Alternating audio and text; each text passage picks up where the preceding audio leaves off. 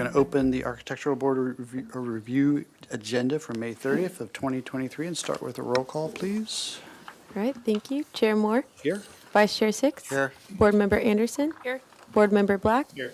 Board Member Noon. Here. And Board Member Whalen. Here. We have a quorum. Thank you. Thank you. And we can go to public comment. General public comment. Is there anyone that would like to speak?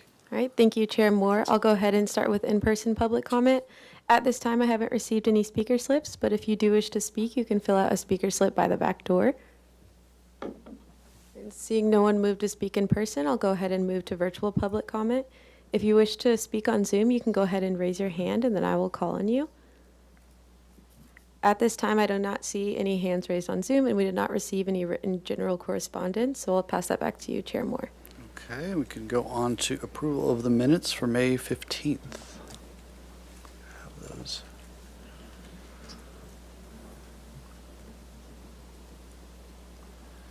Is there any edits, changes, etc.? Or is everyone happy with the way it is? I make a motion for approval. Okay. I'll second. Okay, let's have our vote, please. Chair Moore. Yes. Vice Chair Six. Yes. Board Member Anderson. Abstain, I was absent. Board Member Black. Yes. Board Member Noon. Yes. And Board Member Whalen. Yes. Motion passes. Okay, and then the consent review for the 22nd, please. Thank you, Chair Moore. On May 22nd, item A, 1046 Coast Village Road was continued indefinitely to the staff hearing officer with the following comments.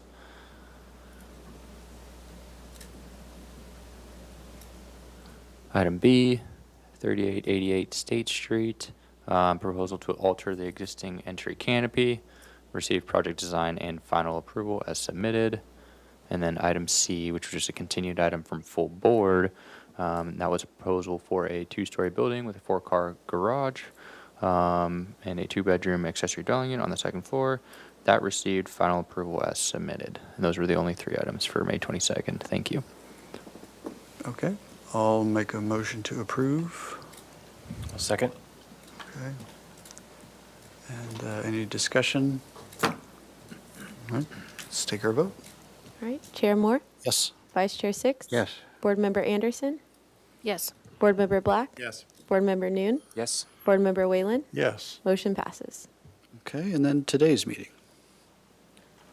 Thank you, Chair Moore. Today we just had one item, 102 South Voluntario Street. This was a proposal for a two-unit detached accessory dwelling unit, and this received project design approval with the following comments. Oh, we need to fix that. We need to actually fix that, so we do need to make one adjustment, but it should just say project design approval. I move that we accept the minutes. Second. Under discussion, Yes. the consent members that reviewed this, was the neighbors' concerns handled or valid, or usually with public, we have it at full board. I'm just concerned that the public was listened to and considered here. Sure, I can speak and then Mr. Black can join in, but the neighbor also showed up to the meeting and voiced his concerns. And we did look at the setbacks, and what's required is 4 feet, and they proposed 5 feet. And we looked at the openings and where they sat within relationship to his house, and it was one door, which was closer to the street and further away from openings in his yard. And then we also requested that the applicant add a fence at the property line. Great, thanks. Okay, if that's all the discussion, we can take our vote. All right, Chair Moore. Yes. Vice Chair Six. Yes. Board Member Anderson. Yes. Board Member Black. Yes. Board Member Noon. Yes. Board Member Whalen. Yes. Motion passes. Okay, on to announcements, requests by applicants, etc. Anything?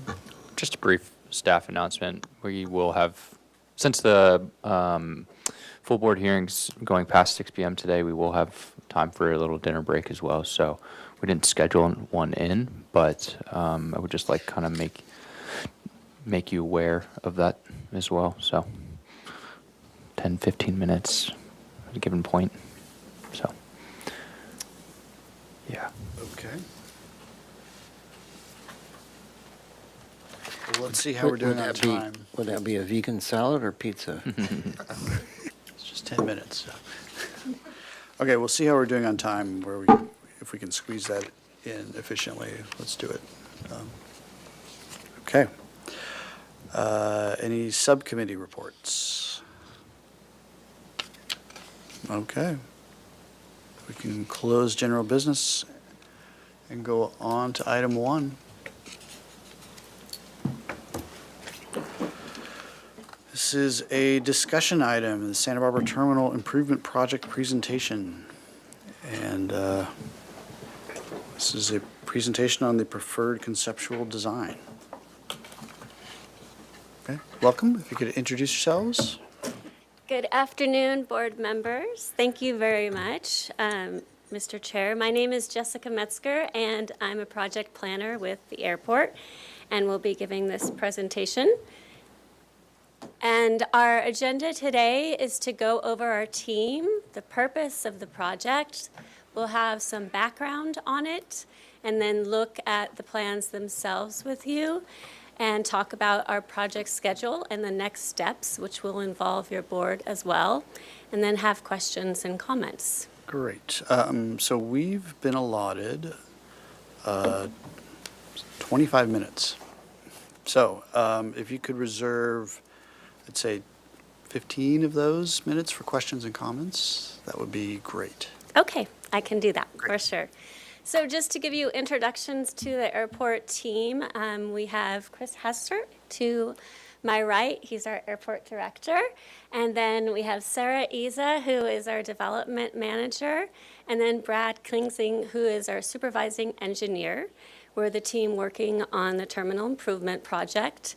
In addition, we are joined by renowned airport consultants in Corrigan, as well as 196 as our local experts on the architectural side of things.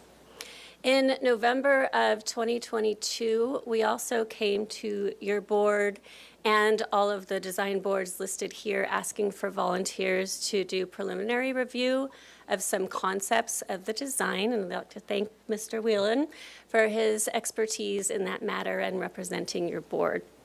And so during that process, we realized it would be a good idea to take the preliminary plans, these concepts, to all of those boards again. So you are the second one that we're going to have a couple more meetings this week, both Planning Commission and the South Design Review Board and the county. So the purpose today is really just to give you that first look of our terminal improvement project, the preferred concepts that we came up with that group. And also just to let you know, in the review of the plans that you have seen, all of the divisions at the airport were also heavily involved, not just our team, in the decisions on where to put things in the new areas. So the background of the plan is that it was part of the 2017 master plan, so this has been envisioned for quite a while. A master plan is a document that allows us to adjust to changing conditions in both the region and the industry itself, and looks at what facility improvements might be needed to make those changes. And so our terminal improvement project has been driven by an increase in enplanements, which is just a way of saying passengers at the airport. And we just finished a new forecast of the airport, and we're anticipated to grow at 4.8% each year. So the crowded conditions that we hear of are not going to change. So when we went out for the RFP to do these preliminary designs, we had elements that were necessary, including those 2 gates to increase the room, and hold room space, which is just another way of saying that waiting area before your gate. We also wanted to look at additional concessions and improve both baggage claim and departure space, which would be the ticketing and self-check-in, as well as TSA.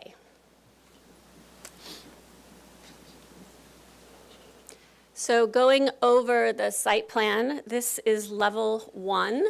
And if you're looking at the screen on the right or left-hand side of the screen where the darker colors are, those darker colors denote the improvements, and then the lighter colors are the existing building. And so looking at this here, this is all additional area for baggage claim here. We're moving the rental car kiosks over to this end. They currently exist in this space here. That will allow us to have additional room for the baggage claim area. And then hold room for ground boarding on the first floor here, as well as additional restroom facilities. And then we also have additions to the front of the building as well, where we're pulling out the main wall to increase the ticketing area, and also making Gate 5 have a little more room at the end of the terminal looking at the mountains.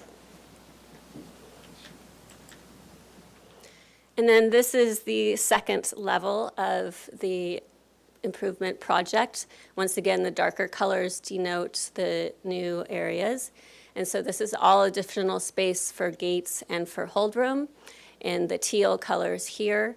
And then for gate agency in the darker gray there, we have additional facilities for restrooms being added here. And a substantial amount being added to the TSA area, which does get pretty crowded from time to time. We also have a lactation room and a service relief or service animal relief area up here. And then one of the things that we'll end on in this presentation is the concept that came out of talking with our design group and looking at building a concession area. There's a restaurant that can view the airfield. And so currently we have a downstairs patio here. And so this entire purple area would be new space for concessions. And then once again, that hold room on the second floor at Gate 5. And so looking at our existing footprints just from the aerial photo, you can see the blue is where all of the new improvements will be located. And so this is just a picture to orientate you to the airport itself. This is our existing terminal that was completed in 2011. You'll notice that it has a lot of elements from Spanish colonial revival and follows a lot of what we see in the El Pueblo Viejo district in downtown Santa Barbara, including the red tile roof, the sandstone that goes up the front stairs, and the tower topped with the copper.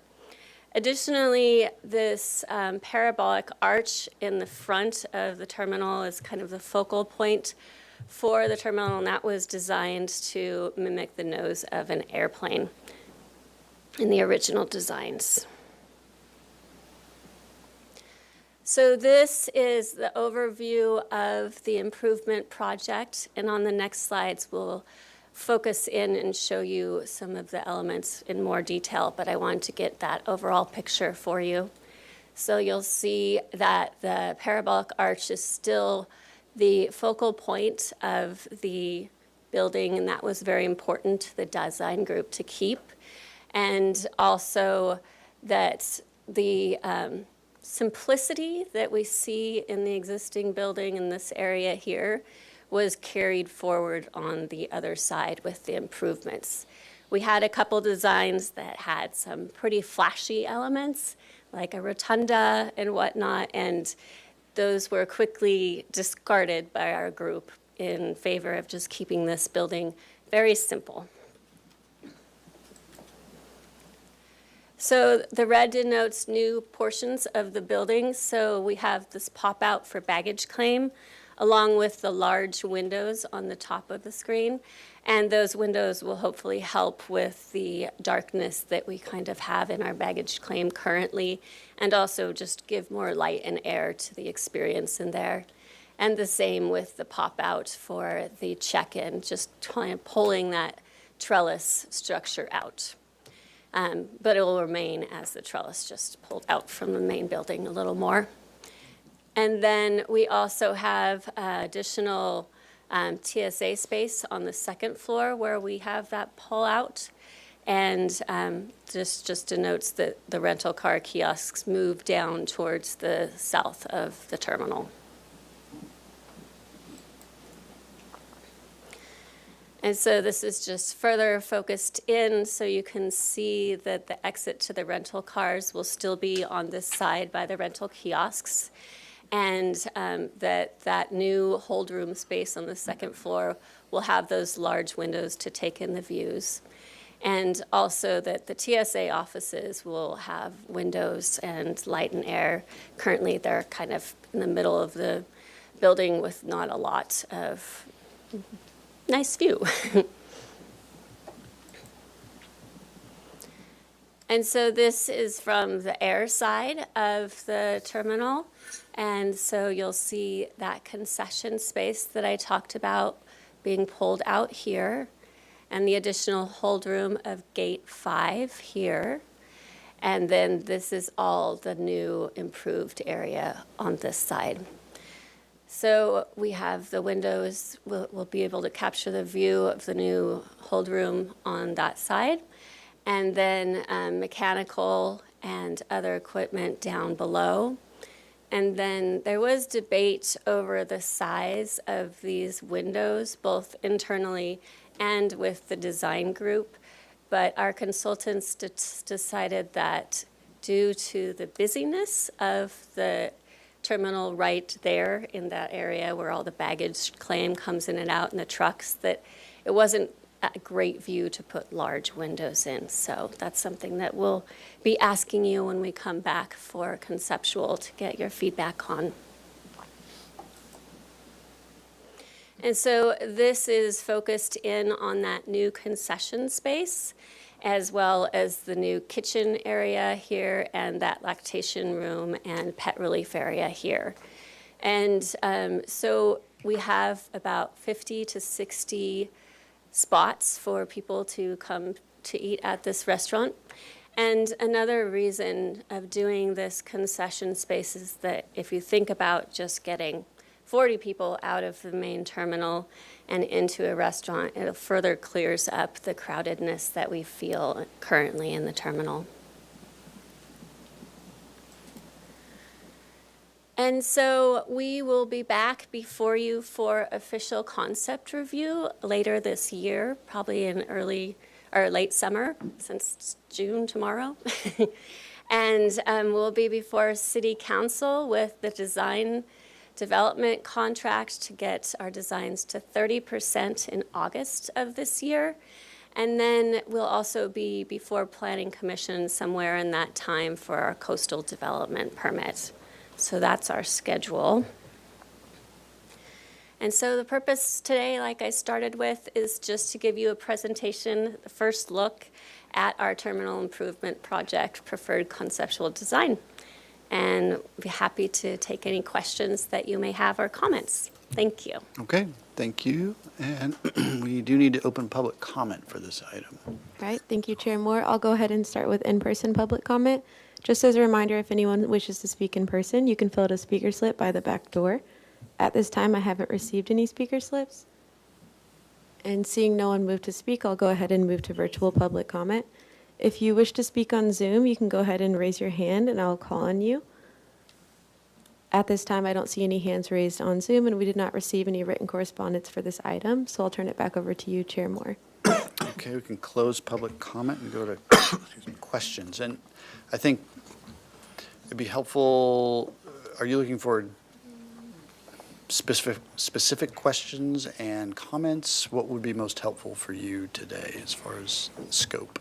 Yes, Mr. Chair, at this point in time, we're really just wanted to give you this first taste of the project and see if you had any glaring things that might come up. But I know that you haven't had the plans to review and any detail. So it's really just to get you thinking about this coming down the line.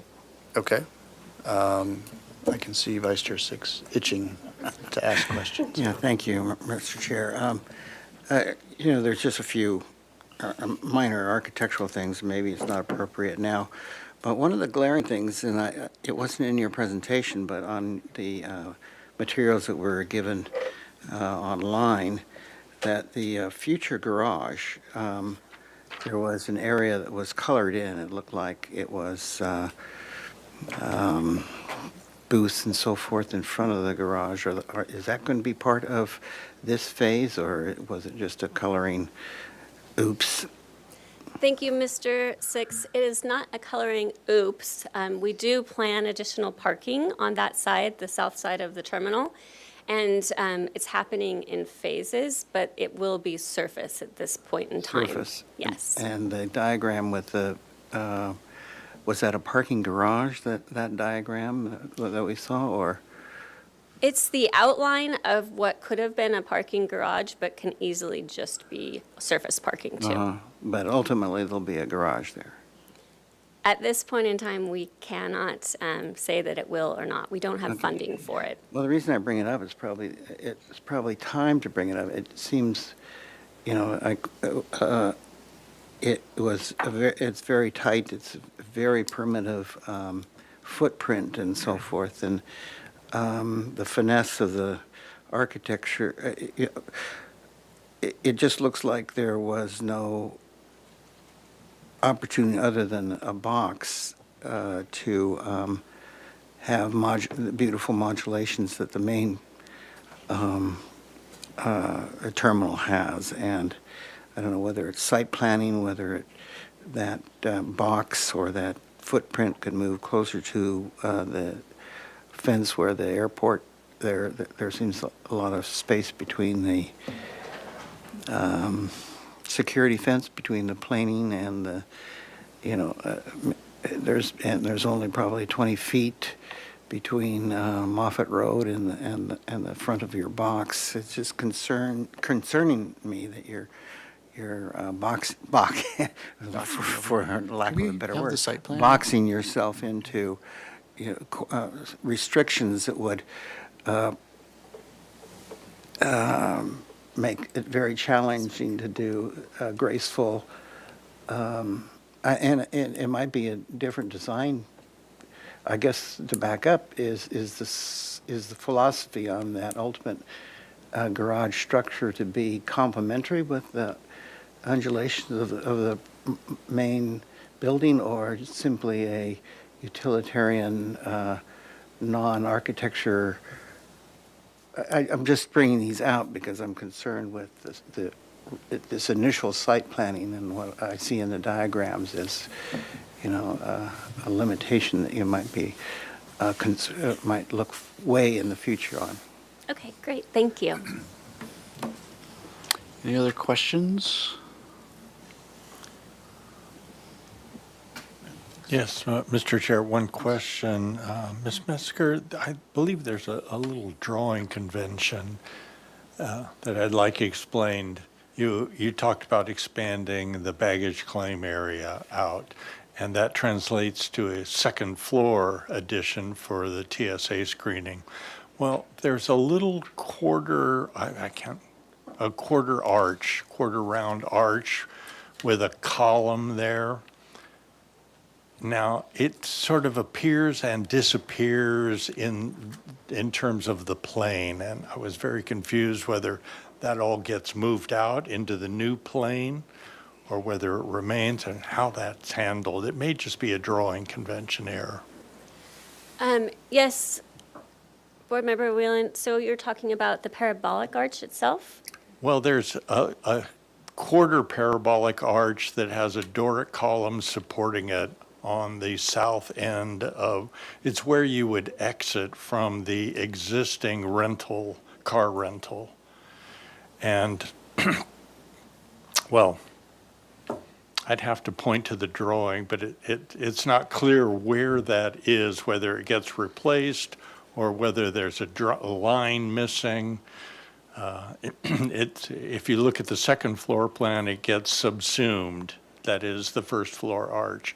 But if you look at the first floor, it remains existing. Okay, I'll definitely check that out with our architects. Thank It's you. an important detail to the overall scheme. And no other questions beyond that. Should I just go to comments? Well, let's make sure everybody else Yeah, all right. has a question. I do have one question. So above, so the addition where the ticket lobby is, if we could go to the second floor plan from that. So that just bumps out and there's an extension of the roof? And that's a tile roof at that point? Or is that a parapet? Let me go to the, Okay. I think it's a parapet.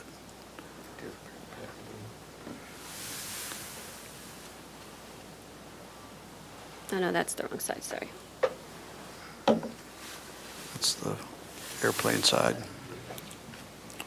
That one? Yeah. Yeah. Okay. And so currently above that now, that's just mechanical? Yeah, that's Okay. where all of our boilers are. Got it. Okay. Okay. Anything else? Can we stay on this elevation? Because I think this is what Mr. Whalen maybe was talking about, where it's not matching up with the floor plan. Or, I think there was some confusion, just if the second floor is coming out further than the first floor, and it's hard to tell in the elevations versus the floor plans. Okay. Okay. Just some quick comments then. Mr. Whalen, would you like to start? us Sure. off? I just wanted to note that the committee made some of these comments that Mr. Six made about the parking garage. And in general, there was agreement among the committee members that the addition should defer to the original. Some of the other permutations were quite busy, a lot of wingdings on them. And the committee's expressed desire was that that central parabolic arch remains central to the identity on both sides of the terminal, that it should take every care not to lose that. I would have to comment on the quality of these drawings. I think they're very fetching. They're perhaps from Mr. Sweeney's hand, and they're very evocative. I think the addition on the north side is very well handled as an addition. It seems to be a natural part of the existing building. And for those of you who are around long enough to remember the original airport and how much fun it was to go to the second floor observation deck, it was constantly bemoaned that we were losing that. I think everybody understands that that can't come back because of security regulations. I'm not convinced that the proposed second floor concessions area is a good idea because of the way it reduces the quality of that arch, that perhaps if it is going to be included as part of the program, that the glazing, the floor plate of it really be worked in such a way that it's more in character with Spanish colonial revival, or not or eliminated completely. Thank you. Okay, Mr. Dune, any thoughts? I would reiterate that about the arch. That is a little unfortunate to see that hindered, if you will. But other than that, I'm certainly supportive of what's been presented so far. Okay, Mr. Black? Yeah, I would agree. I think the proposed addition is equally as handsome as the rest of the existing terminal. I think it's nicely done. Okay. Vice Chair Six? All right, yes, thanks. Well, I said my concern on the future garage and the site planning there. And just 2, 3 minor things. I hope that the glazing at the proposed terraces be more traditional. I saw one close-up that looked quite modern, and You're talking about on the proposed restaurant? the proposed restaurant glazing, yeah.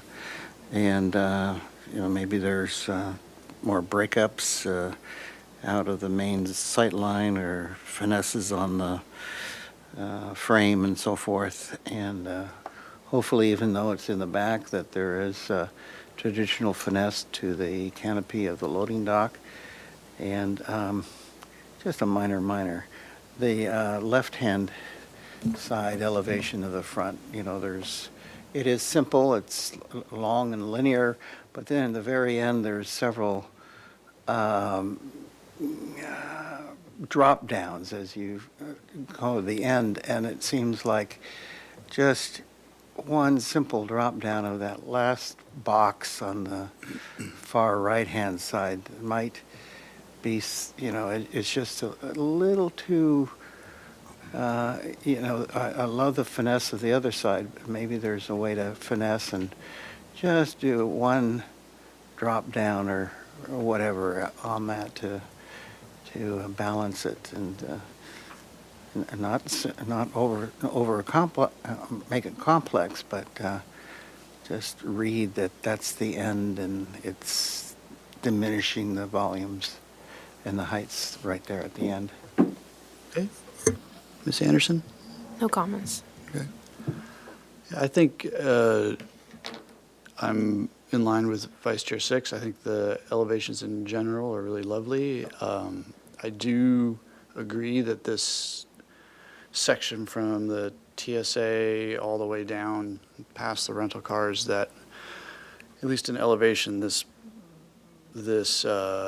parapet height is very, it's the same all the way along. I know it won't read that way in 3 dimensions, but there's sort of a lack of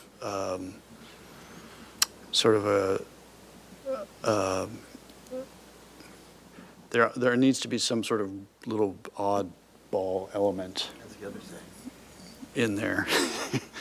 some poetry or a romantic element that inserted into that elevation, I think would help.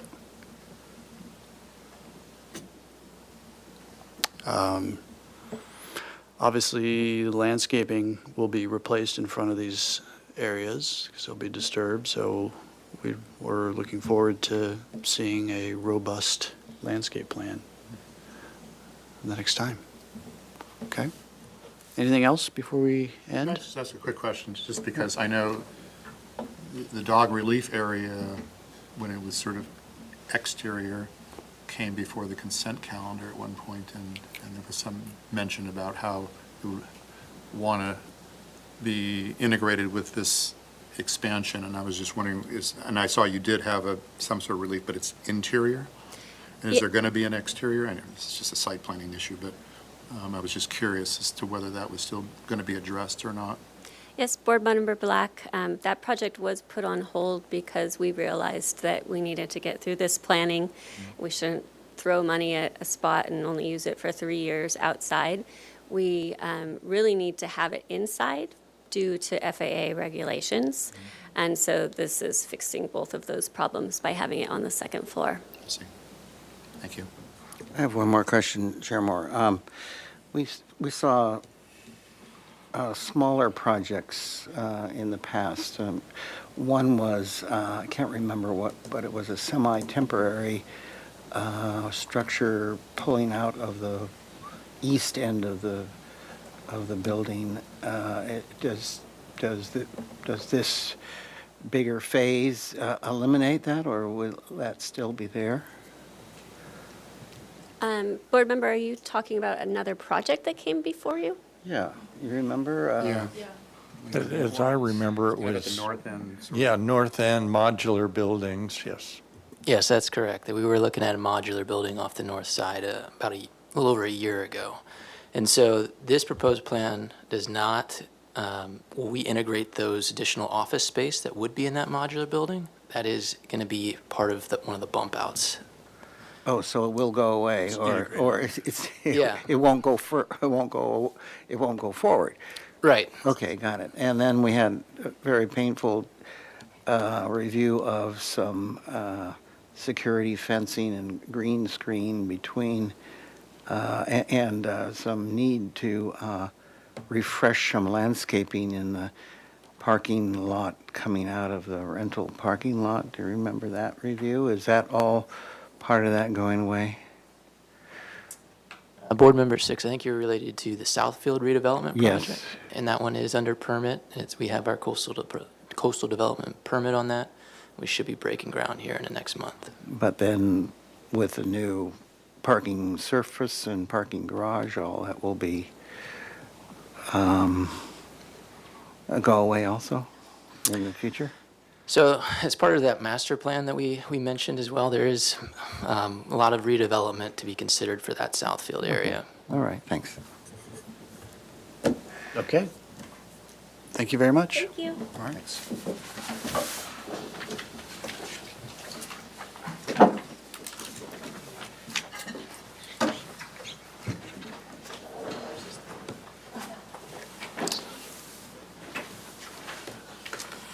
Okay, we're on to item number 2. This is 701 North Milpas, and this is the proposal for a new 4-story mixed-use project on a 1.52 acre lot located on the corner of Milpas and Ortega. The project consists of 1,490 square feet of commercial space, 82 residential units, and residential amenities, including a fitness area, a business center with conference rooms, includes 110 parking spaces. Project received a development agreement by the city council, an approval of a height exemption, front setback modification, and parking modification. They are back here for final approval, and the project requires compliance with the plans, granted project design approval on January 23rd, and we last saw them May 1st. Welcome back. We could put our motion up from last time.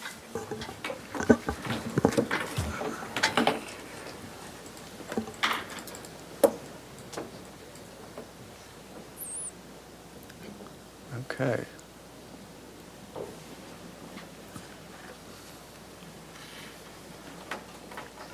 So we're looking for additional detailing on storefront windows, material specifications, physical material sample of the stone, and a study of the lighting layout, flashing details, what's visible, what's not, verify lighting in the carports are motion censored, and a site section that shows the building, carport, and adjacent playfields. Okay. Good afternoon. My name is Elijah Pierce. I'm Jarrett Gorin. Welcome back. Thank you. So I thought we'd just kind of run through the comments and how we've attempted to address them. So first up, the storefront. So it's asked we study recessing the storefront deeper. And so to do that, we've taken a look at the storefront system that we had, and we were able to find a shallower storefront system.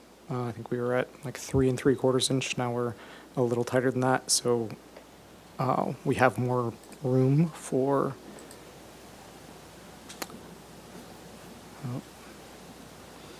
All right.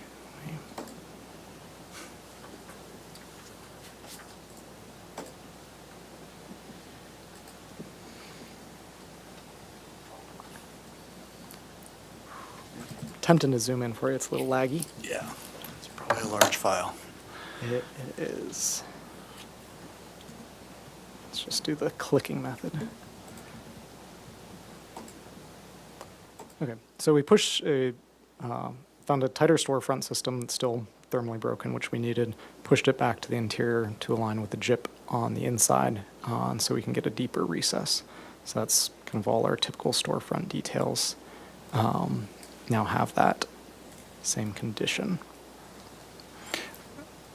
Do you mind if we fire some questions at you as Absolutely, we're go going for through it. this? Please do. Can you give us an approximate depth to the frame from the face of plaster?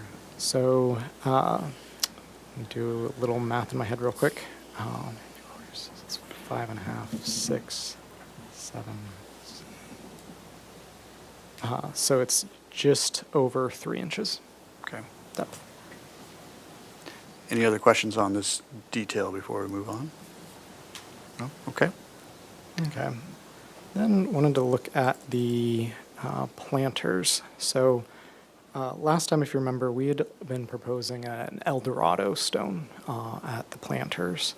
And in discussion with our client, they brought up what a difficult time they've had cleaning off graffiti from stone products. And in particular, one of our clients who has decades and decades of experience with this particular site. Let me see if it opens. On Milpa Street, made us question that material choice in general, both El Dorado or natural stone. We were looking at both if we could get those in there.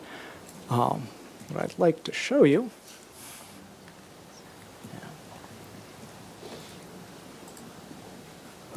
There we go. And we're back.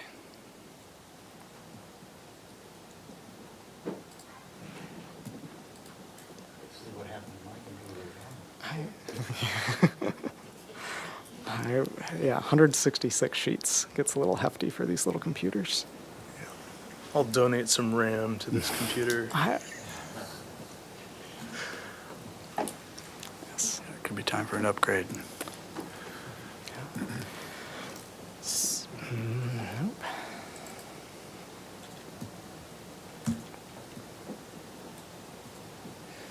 Okay.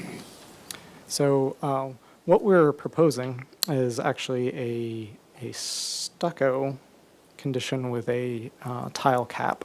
We like Tecate tile. It's very similar to Satillo, but it's a little heftier for outdoor conditions. So it's 2 inches thick, and that terracotta tile that would sit on top of this. So it does remove the stone, but we actually think it works quite well with the facade. It's going to be a lot easier to maintain for the life of the project, while we think looking quite handsome right there. I'll show it to you in perspective as well.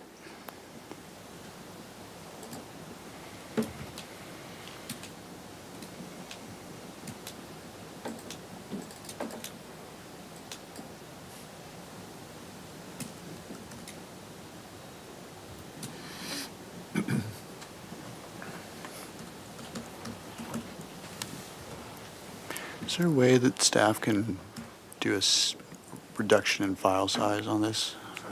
Okay, great. Thank you. So same entrance, but here would be that that planter. Let me show you in the color material board as well.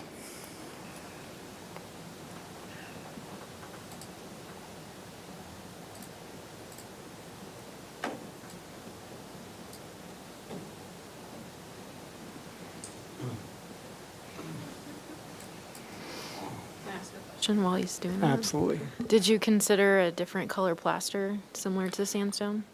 We did, several, in fact. The honest answer is we ended up liking white the best. Okay. We ran through, we have 3 kind of variations in color, and we tried those, and then we also tried something a bit more dark, closer to sandstone. We felt it was most cohesive when it went back to that white.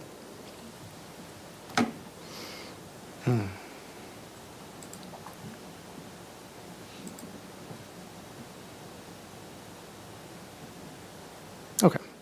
Yeah, so you can see here, I think it's handsome and also in easier to maintain, and so in practical nature, we think it's honestly just going to look a lot better keeping a real stucco wall there. Okay. Oh, I fear going back to this page, but the next comment was looking at the adding some hierarchy to the lights. So we had a kind of fairly typical sconce ever on the exterior. What we're now proposing is an upgraded fixture at the entrance. So this is a Handelman, a Andalova fixture. There's a second one. They flank on each side.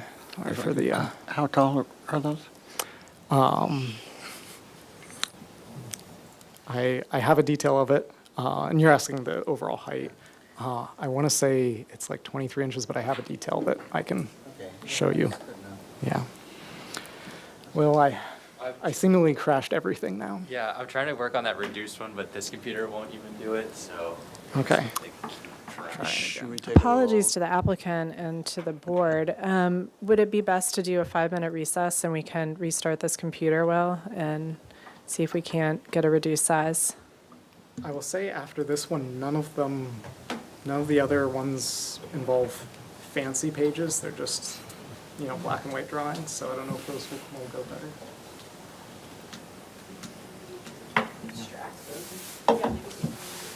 Sure. You know what, hang on a second. Why don't you do that? Just extract the detail sheets out of this file into a separate file, and then let's show those. Is this Pro, though this is a reader version?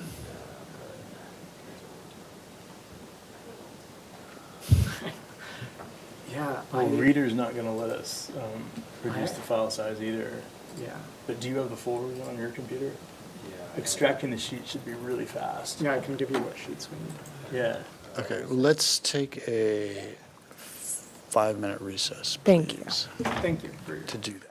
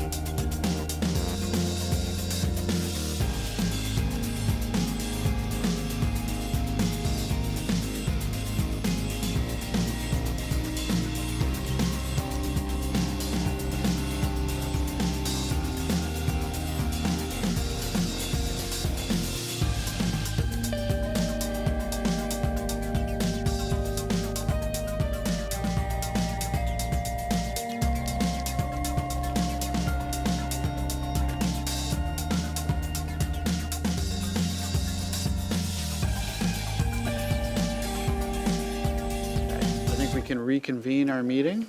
Yes. Thank you for being patient. We just had Okay. some Where technical were we? difficulties. So, There was a question about the size of the lighting. Uh-oh. it's not up there yet. Okay.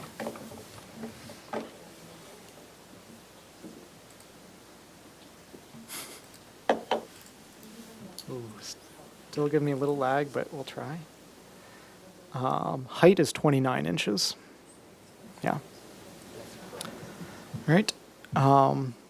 Then we wanted to take a look at the flashing conditions. So we have kind of three main conditions where there's some exposed flashing that we had some concern about last time.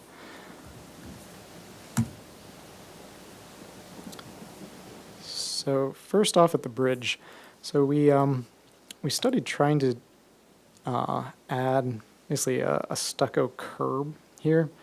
We really don't think it is a strong a detail in terms of. Okay, sorry.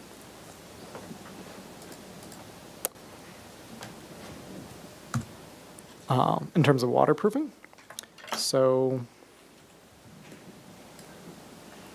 I'll get there in a second. What we did do though is tighten up our detail. Previously we had a larger flashing. There, now it works great. We had a larger flashing leg, so we tightened up our nailer. So you're really only getting an exposed about 2.5 inch strip.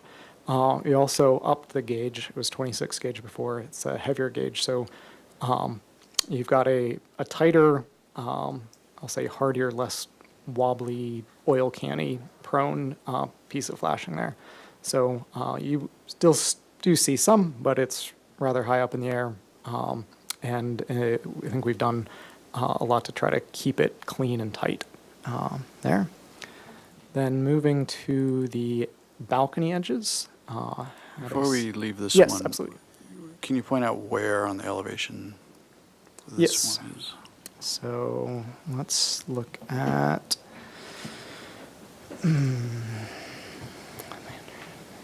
That's going to be A301.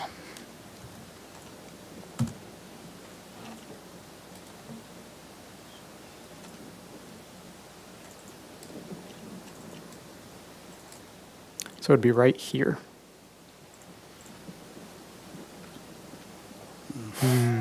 It's okay. I got a backup. I don't know if I have a backup of that page though. I can go back to the detail though. Yeah, so at the bridges, so we have this similar detail at the edge of, oh, here we go. We will prevail. So this is the edge of the bridge you'd see here. So it, this occurs, it is on the Milpas Street facade, but it's stepped back from the entrance. So we have that little flashing detail there. And then we have also something similar at the edge of the balconies. There we took a different tact, 706.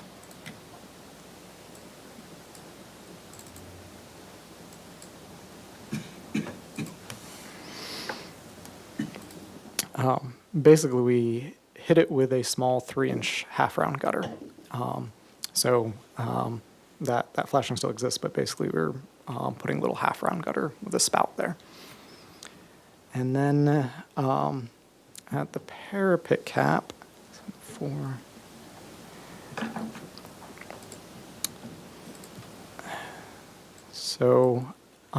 again, we are proposing maintaining the sheet metal.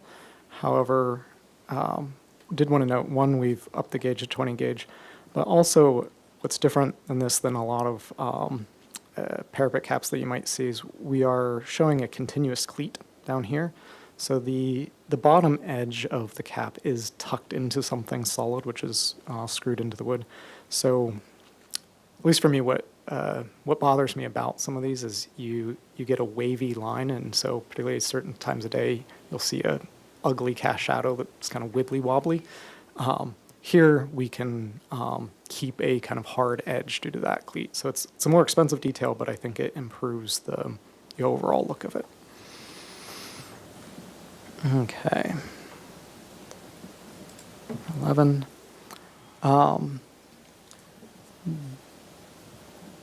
Then, this one didn't export. I'll tell you about it.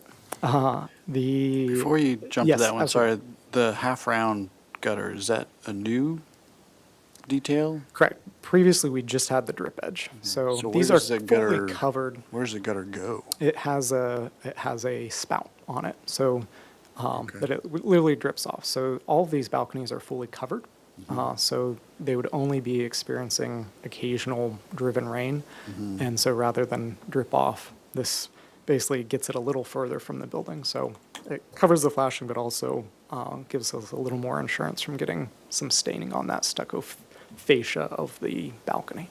Okay.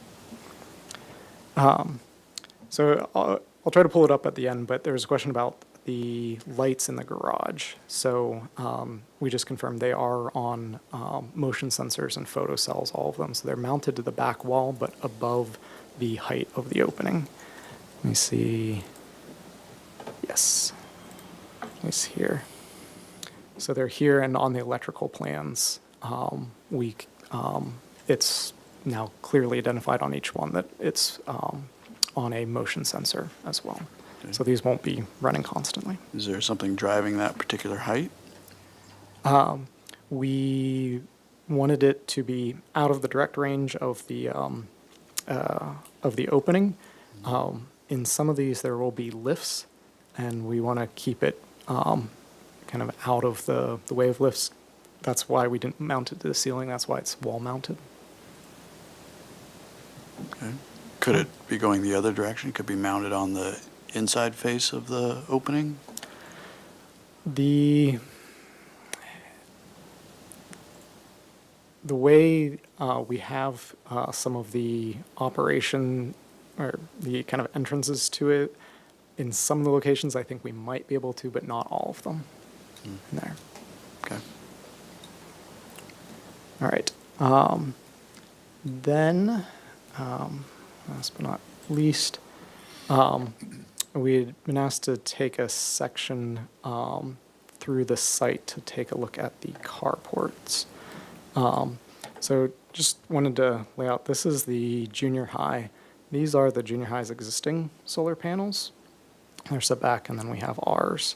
So if you take a look, this is kind of the general look of things. So we've got the junior high solar panels. I think they're about 23 feet.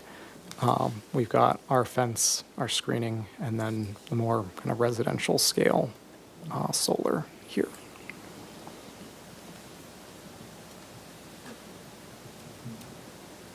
Okay. Do you want to? Sure. Yeah, so we've been working on this for a really long time with your board, and we've gotten a lot of comments, and they've all been good comments, and I think we've really gone a long way to address all of these and incorporate them. And our client's ready to move this forward. We haven't talked about it in a while, but this project is subject to a development agreement, which basically established the parameters of the project to be approved. And like the stuff we're talking about here today is way beyond these parameters. It's all things that are important to the aesthetics. And I'm glad that we've spent the time on it, because I think it's a major improvement compared to, what we initially showed up with. And that's the purpose of this process. And I always tell people that complain about it that this is a valuable process, and we're happy with the results of it. But we need to move this project along. And the development agreement provides in paragraph 9.1 that in the event that the city has not taken a final action on our applications within 6 months of the date that the applications were deemed or determined to be complete under applicable law, the owner has the option to present the applications directly to city council for a final action. And I'm optimistic that your board would be ready to give us a final approval on this project today. But where we're at is, if for whatever reason that doesn't happen, we're going to exercise this option and go to city council for a final action. We can't continue to look at things like the placement of light bulbs in the parking area and delay the housing for months over what we're down to now. The project's in a place, we believe, where it can be approved and sent forward, and that I think everybody should be happy with the final result that we've come up with here. So we're requesting that we get a final approval today. So we appreciate your consideration. Well, you are here for final approval, so you are agendized for that. Okay, if that is everything, Yes, maybe we thank can you. open public comment. Great, thank you, Chair Moore. I'll go ahead and start with in-person public comment. At this time, I haven't received any speaker slips, but if you do wish to speak in person, you can fill out a speaker slip by the back door. And seeing no one move to speak in person, I'll go ahead and move to virtual public comment. If you wish to speak on Zoom, you can go ahead and raise your hand and I'll call on you. At this time, I don't have any hands raised on Zoom, and we did not receive any written correspondence for this item, so I'll turn it back over to you, Chair Moore. Okay, we can close public comment. Any additional questions other than the ones that were asked previously? Anything over here? No? Down here, Vice Chair Six? Yeah, Chair Moore, I don't know whether the applicant or staff, the carport, solar carport structures, we won't see them again, correct? That's not in our purview anymore. That's correct, yes. Okay, and, but to the applicant, you're still going to provide the finesse to the canopy, the shadow lines? Correct. So what is Okay. currently in the plans shows that continuous shadow line, basically extra molding around the perimeter. Okay, and then is there a hierarchy on the large 2.5 by 4 inch tube railings on the railings cap, or is that everywhere? That is everywhere. Everywhere, That top cap. So the 4-inch dimension is in the width, though. Yes, The perimeter. I Okay. understand. Okay, thanks. Anything down there? Okay, well, I think comments should be whether board members feel this project is ready for final approval at this point. I think, personally, I think they've addressed the concerns. They've provided enough detail to describe the project. But I'm interested to hear everybody else's thoughts. Ms. Anderson? Yeah, I agree. I think everything we've asked, they've responded to, and I think it's an improvement specifically on the details, and so I think it's ready for final.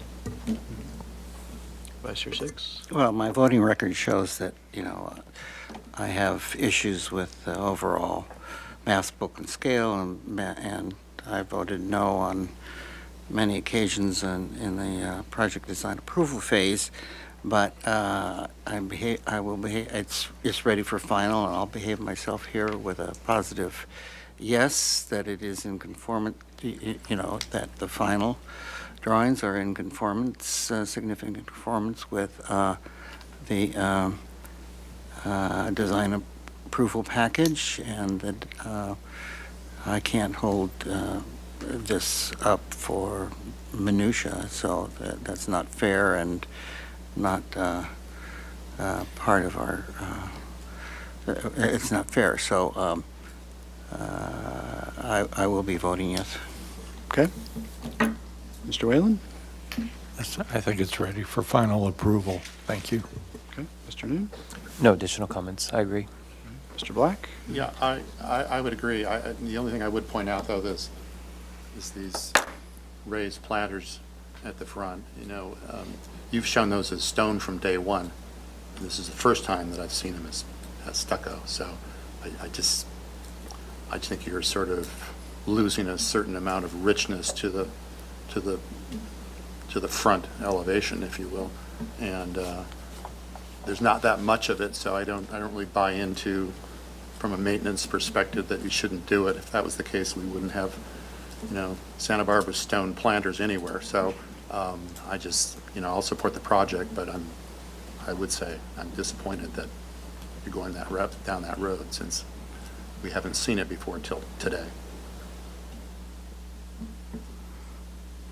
Okay, I would agree. I think, it's an unfortunate change, and I think the board would prefer, and I think the city would prefer to see the stone back in place, so.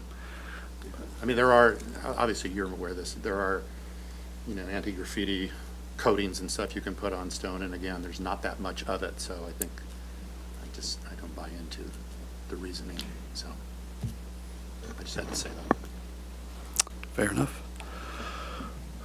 Okay, well, I will make a motion for final approval as presented.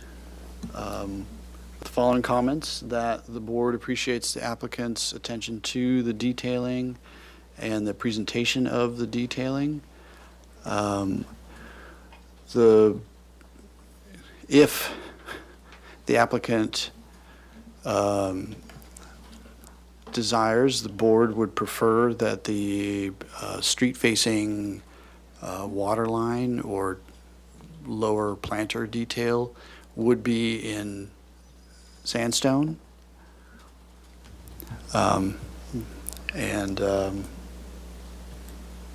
That's it.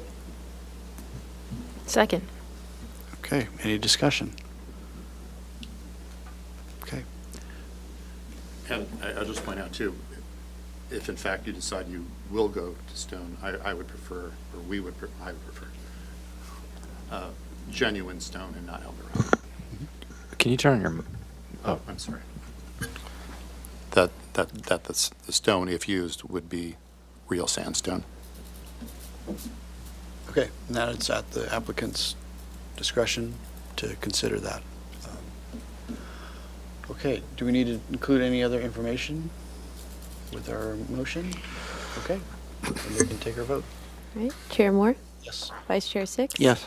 Board Member Anderson. Yes. Board Member Black. Yes. Board Member Noon. Yes? Board Member Whalen. Yes. Motion passes.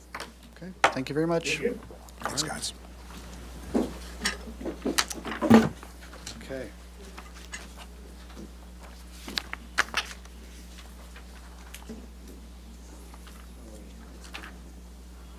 We are slightly ahead.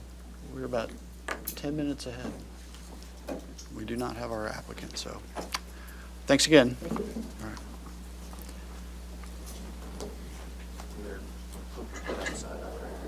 Okay.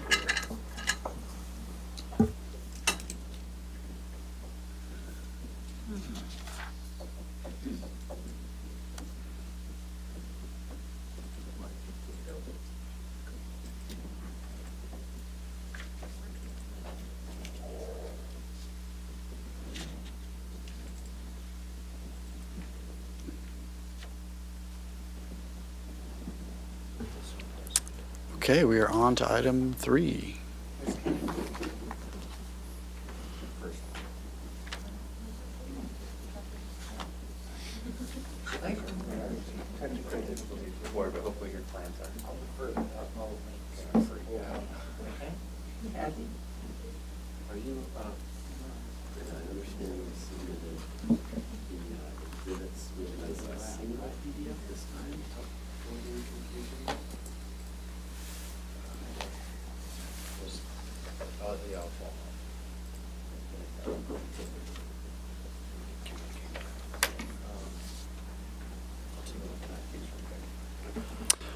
All right, so this is a continued item here for project design approval. This is 311 West Montecito Street, and this is a proposal for a new two-story, three-guest room, approximately 3,353 square foot hotel on a 5,671 square foot lot. Each hotel guest room includes 2 bedrooms, 2 bathrooms, kitchenette, living room, and a private patio. A housekeeping storage room, trash recycling area will be provided on site. The hotel would be an annex to the approved 32-room primary hotel location to be constructed across the street. Hotel amenities, including drop-off, check-in, and concierge laundry, et cetera, will be provided at the primary hotel location. Parking would also be provided at the primary hotel location via an off-site parking agreement. The project received project development plan and coastal development plan permit approval by the staff hearing officer. This project requires compliance with the staff hearing officer resolution and project compatibility guidelines and was last year, February 6th. Would staff like to make any remarks? Yeah, just real quick, so as you said, it was approved by the staff hearing officer. There's just one condition. It's the standard screened backflow device condition. So the applicant can address that, either screened or in a exterior wall, as approved by the ABR. Okay, and do we have our motion? Yes, we do. Okay, so it's continued to the staff hearing officer. We found the project acceptable.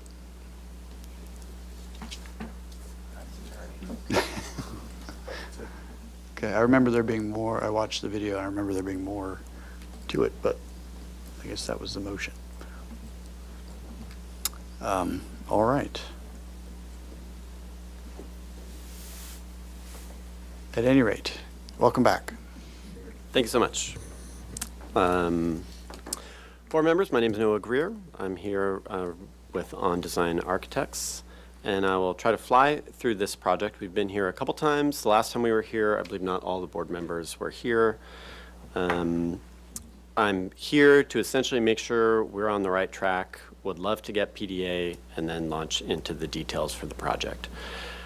Please stop me if you don't want to see things like the site context exhibit that were shown at the last hearing. I'll keep it brief, but I won't mind if you jump in. So I'll reference what Kathy mentioned, the location of the backflow preventer. We have two potential locations for that where we'd like to tuck it behind the building. And seeing as our primary entry is through this portion of the site, we're looking at locating it back here where we currently have some stormwater, an infiltration basin, but we have plenty of opportunities to expand those elsewhere. So just to address that right off the bat. I'll actually start with our site context exhibits, just to establish kind of where we are in the relationship to the other project. Goodness gracious.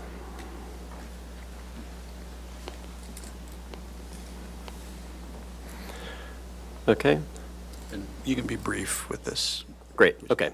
So we're on Montecito Street between Castillo and Bath. The project site is outlined here in this lovely orange, and the primary hotel space is here at the corner of West Montecito and Bath, and this proposed hotel is essentially an annex to that. Okay, so I'll be very, very brief and essentially skip through, I'll just flip through our context exhibits and our street renders. At the last hearing, the primary changes we made were to bring the scale of the pedestrian entry down a bit and open the architecture a bit more to the street, which we did with added windows, the lower sort of garden wall at the middle of the elevation there, and then a sort of smaller scale entry structure really to house the gate here on this portion of the site, with just a cute little tiny gable Spanish tile roof. Okay, looking at the relationship to the adjacent two-story apartment complex, and then on the other side of the project, you see that we have mixed use that includes market, some retail, and restaurant. Okay, looking at that from the other angle. There we go. And very quickly, just comparing masses, we do have a structure of merit back here at 215 or 315 Bath. Hopefully I don't get that wrong. We have a large parking lot separates, or a parking lot separates us from them.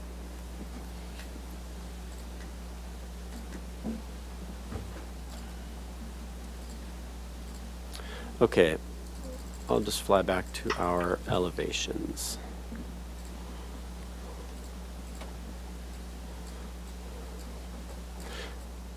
Starting with our West Montecito street-facing elevation. Whew. Okay, and here we're showing some more detail that didn't really read in the renders. Of course, having some nice wrought iron light fixtures to frame the entry with a wrought iron gate. And then to be detailed are sort of pineapple or finial or decorative element atop this portion of the wall here. And then, as I mentioned, the lower garden wall. So now this unit's outdoor patio space here is much more open to the street. We'll have some plantings that say crawl up on this wall a bit more than we're showing in the rendering there. And then on the west elevation, it's probably the elevation seen by the fewest people, although it is visible from the apartment complex adjacent, which does have second-story egress balconies. And then, for me, sort of more the heart of the project is the courtyard. Once you walk through the primary entry here on the right, you step into this courtyard where the intention is very much ornamented Spanish/Monterey maybe feeling with wrought iron guardrails, ideally tiled steps, and then, that contrasted with the simple white stucco and the nice Spanish tile roofs, etc. Okay. Lastly, that rear-facing elevation facing the parking lot. Okay, I think I may just leave it at that, saying there are a number of details here I'm excited to jump into, from our little Juliet balconies to how this sort of corner entry for this unit works with, we currently have a sort of pendant cantilevered off the building there, to the guardrails and the stairs and the overhang on the second floor. Okay, well, with that, we will open public comment. Thank you, Chair Moore. I'll go ahead and start with in-person public comment. Just as a reminder, if anyone wishes to speak in person, you can fill out a speaker slip by the back door. At this time, I haven't received any speaker slips. And seeing no one move to speak, I'll go ahead and move to virtual public comment. If you wish to speak on Zoom, you can go ahead and raise your hand and I'll call on you. At this time, I don't have any hands raised on Zoom, but we did receive one written correspondence from Missy Zaitzoff. And with that, I'll turn it back to you, Chair Moore. Okay, we can close public comment and go to questions. Mr. Whalen, any questions? No questions, Chair Moore. Okay. Mr. Noon? None, thank you. Mr. Black? None for me. Vice Chair Six. Yeah, I resonate with the public letter that we received and kind of the questions given the relationship of this annex to the project that hasn't been approved yet.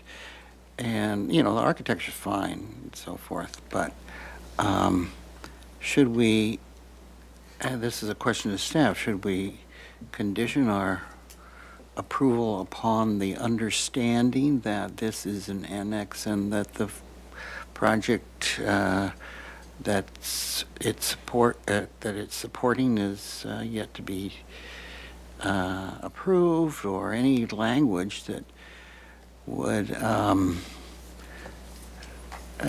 because of the complex nature of its relationship, and there's no parking needed, and there are large units and and support and valet and all that stuff. I know it's not part of our purview, but This is what I was about to say. I Is- think we need to review what's in front of us today and treat it as its own project.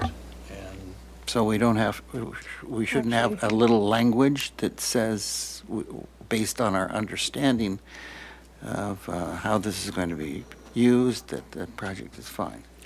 Oh, I can jump in. So this went to the staff hearing officer, and that kind of language is included in the resolution. We talk about how they're connected, and that the certificate of occupancy for the primary hotel shall be issued prior to or concurrently with this one. So Okay. we've handled that concern. That makes me much more comfortable. Thank you. I just had a couple of questions. Are you proposing any signage on the building? Or are you looking at freestanding signage? Or any signage, I guess? That is an excellent question, and one that hasn't been passed to the design team yet. Okay. Yeah, I'll have to leave it at that. Okay. And then can you discuss a little bit more about your lighting strategy and if you're including any landscape lighting or additional lights in the courtyard? Yes, thank you. So I think I can start with the building and then flub my way through the landscape. In terms of the architecture of the building itself, at all the main entries, wall-mounted sconces, other than the one that I showed in the courtyard where we have this interesting sort of cantilevered pendant situation. Where it comes to this upper unit, there was a plan to have something in the ceiling or sort of the rafters there in terms of a ceiling mounted lighting. And then you can just see in through here some more sconces for this courtyard here. In terms of additional lighting for the landscape, none of that has been selected or designed yet. Those are my questions. Okay. I think in order to give a PDA, we want to run through your intent and get it kind of on record, your intent for the amount of recess for the doors and windows on the exterior, and then other detailing that's a little muddy at this point for the eaves and et cetera. It's a little hard to tell from the rendering. Understood. So starting with the street elevation. In general, the intention is to frame these walls with 2x6 framing and recess the windows within that on the street-facing elevation. So they'll have very slightly sloped sills. Then, and the same for the door here. I'm sorry, 2x6 only on the street elevation or throughout? Oh, thank you. It'll be 2x6 throughout, but the intention at this point at least is those windows are recessed on the front elevation and may not be recessed on the other elevations simply because they're not that visible. And in terms of the eaves, on the rake side, just scallop back into the stucco with a sort of standard Spanish detail, where we don't have just a sort of tiled cap, where we actually have an eave.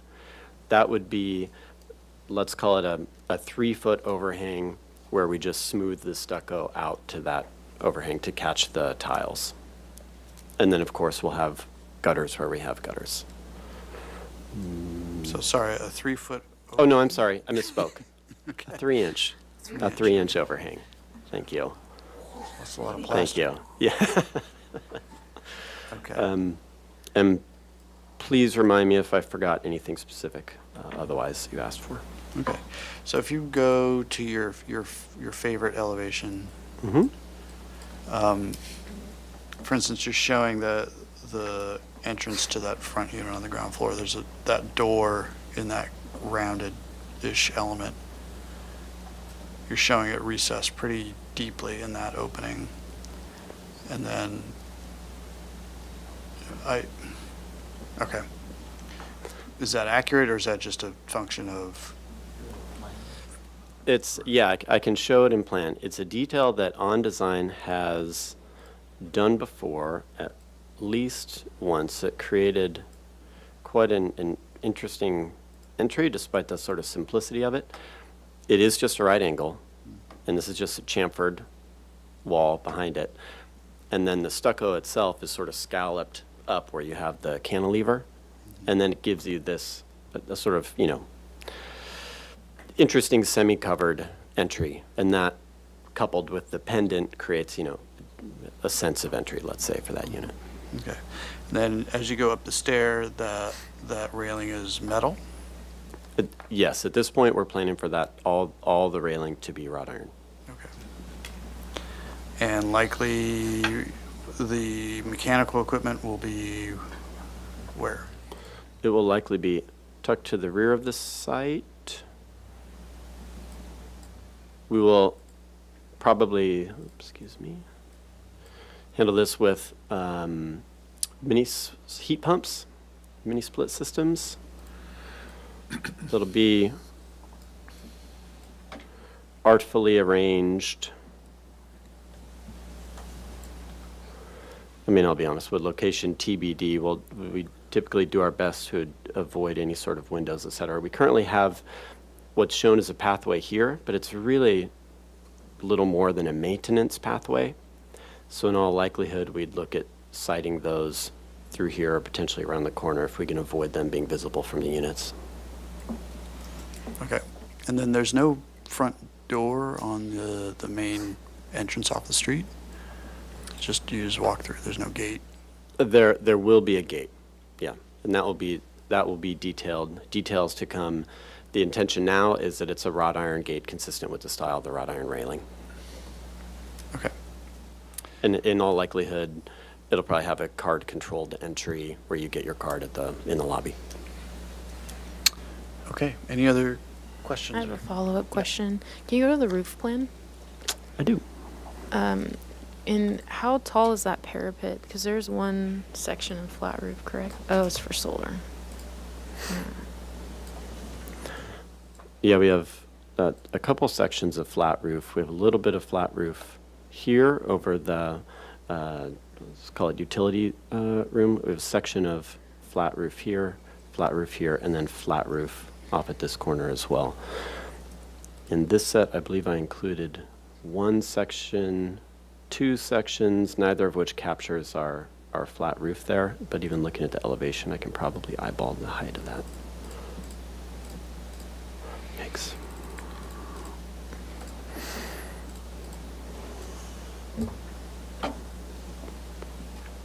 Is there opportunity in that back, I don't know if that's south, but, oh yeah, the south side, the south flat roof, to put the condensing units? Is there enough parapet height there? Right, yeah, where your cursor is. Potentially so. I mean, that's currently about a 42-inch parapet that we're showing there. So I think that's a great idea, and we'll definitely look into that. Okay. Yeah. Okay, those are my thoughts. Okay. Chair Moore, thanks. Are you anticipating the perimeter fencing at the property lines? We are, yes, thank you. And I believe that's shown in our landscape plan that I should have stopped on earlier. Wood fence? Wood fence, yes. How high? Likely a 6-foot wood fence. All three side property and rear? Yes. And then what is that triangular shape at the lower left-hand back, number 7, lower left-hand? Yeah, what's that? 7 is mixed understory. And I'm sorry, are you referencing this? The triangle, the dotted triangle. Where? Rectangle? Rectangle. Oh, good. We're all having the same problems today. Okay. That's an infiltration basin as part of our stormwater. Very good, thank you. All right. That's my questions. All right, anything else before we go to comments? No? Okay. Who'd like to start? They're here for PDA today, so mention if you could support that. Okay, I could support PDA today. I would think that the applicant and our board would want the details to be consistent throughout for doors and windows, not just on the front facade. And what else? Oh, obviously we'll look forward to the mechanical layout and design, and any entry landscape lighting that you propose, and a material board. And I think the backflow device location inside that gate is fine.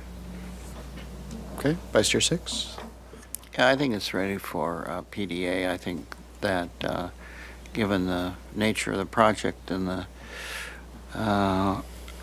capabilities of the designer and firm involved, that we can be assured that it will be the detailing and the technical aspects of this project will be confidently done.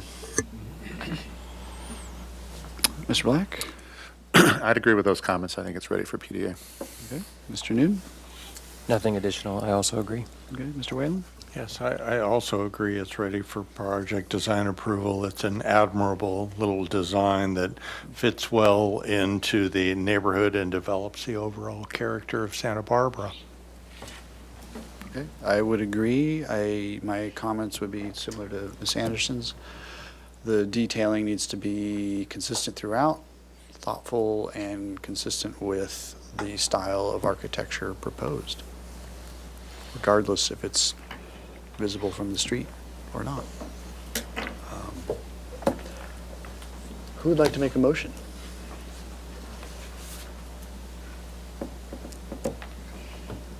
Mr. Whalen? Sure. I'll make a motion that the ABR approve the design or project design approval. Are there conditions that we need to add at this point? Or, I'll second that motion, and if you would consider adding the following, that the proposed detailing is, shall be consistent throughout the project and consistent with the style of architecture. that's certainly, proposed. I would agree to that. Okay. I would add that the option of locating the fire backflow is best within the entry, I'm not sure what to call that, yes, backside of the entry gate.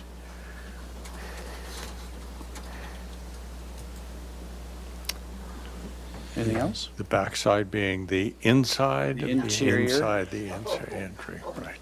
The So- interior side of the. Of the entry gate, I would So is that- agree to that. Question under discussion. So is that preferable than the other side of the building where you wouldn't see it when you walked in the main entrance? So otherwise, it's going to be right there, yes? No? Could be. I think I'm proposing here, Oh. ideally. I see. I'd prefer that. But Okay.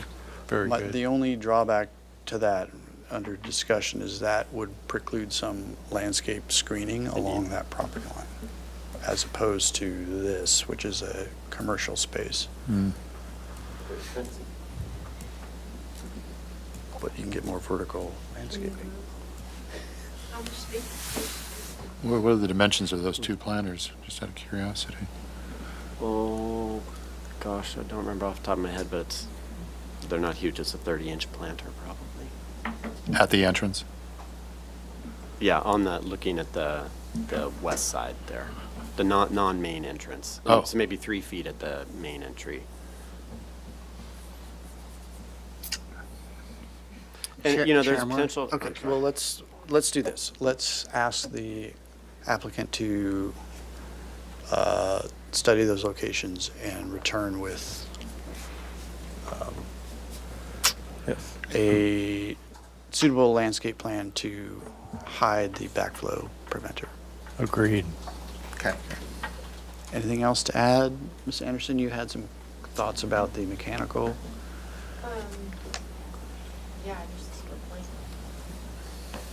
But consider, Consider the location of the condensing units on the parapet flat roof in the back. Agreed. Flat roof, whatever. okay, anything else? So that's a indefinite continuance back to the full board. Okay, let's take our vote.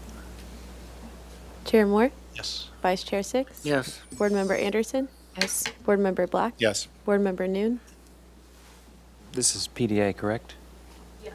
Do we need to include the findings? We do. Good. Then pending that, yes. Yes, yes, I'll include the project compatibility findings, that it is consistent with the design guidelines, it is compatible with the architecture character of the city, It is appropriate in its size, mass, bulk, height, and scale. It is sensitive to adjacent landmarks and historic resources. It does not obscure any public views of the ocean mountains and has an appropriate use of open space and landscaping. And I'll complete my vote with a yes. Okay. Do we need to re-vote, or what should we do? Doug? Now just roll call. Okay, we'll do that again. Chair Moore? Yes. Vice Chair Six? Yes. Board Member Anderson? Yes. Board Member Black? Yes. Board Member Noon? Yes. Board Member Whalen? Yes. Motion passes. Okay. Okay, and then we Thanks for have the reminder. a That's what I was struggling appealable for. I decision. couldn't remember slide to put up as well. the findings. Where is it? There we go. This is. Okay, thank you very much. Thank you all. Okay.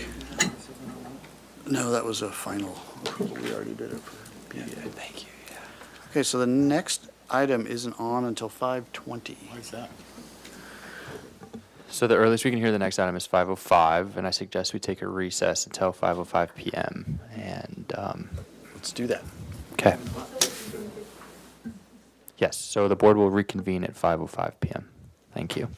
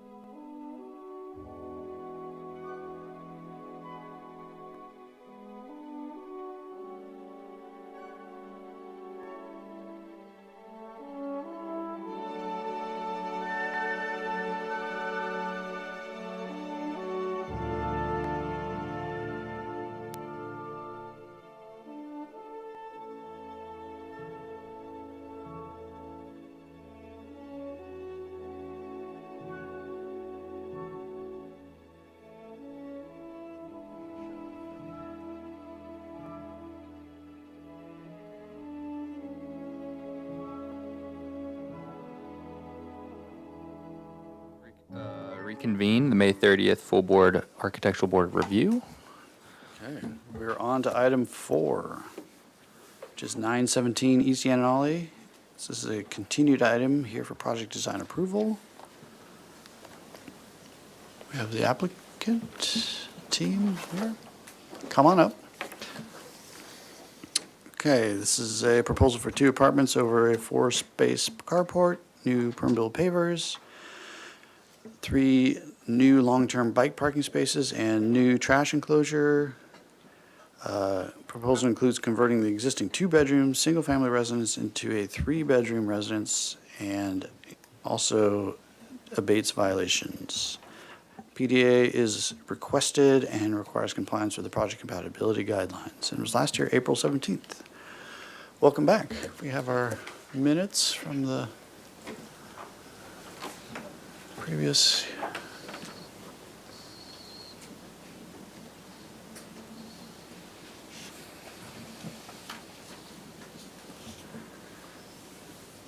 Okay, continue indefinitely. Provide a cohesive bungalow expression. Roof should be resolved either be gable or hip. Railing should more closely reflect a bungalow design. Bike parking shall be integrated. Exterior materials shall be simplified and consistent throughout. The large roof form shall be broken up by some means. Project shall return with a landscape design concept. Windows shall be more consistently in character with existing building. Consider introducing a skylight or trellis opening at the stairway or at the stair entryway. Okay. Welcome back. If you can introduce yourselves. Thank you. I'm Bobby Walker Design. Katie Klein, Perry Eye Landscape Architecture. Thanks. And we're going to start just by jumping into it and addressing the comments, and then we have a landscape plan for you after the architectural comments.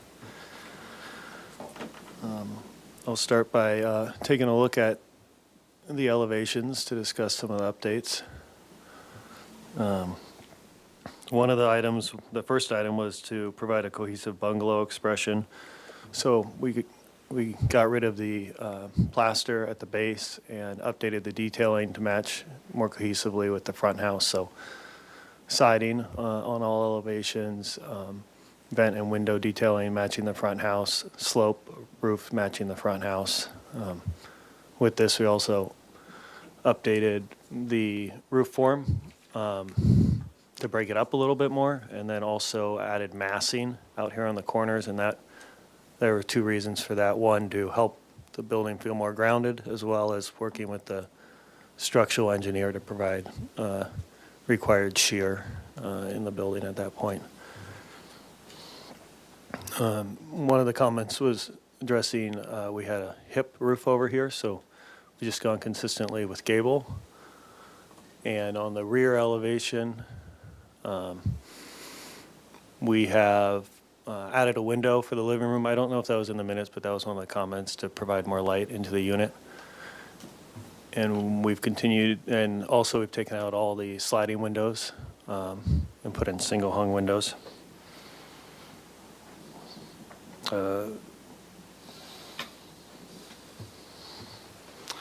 There was another comment about addressing this walkway here in the center.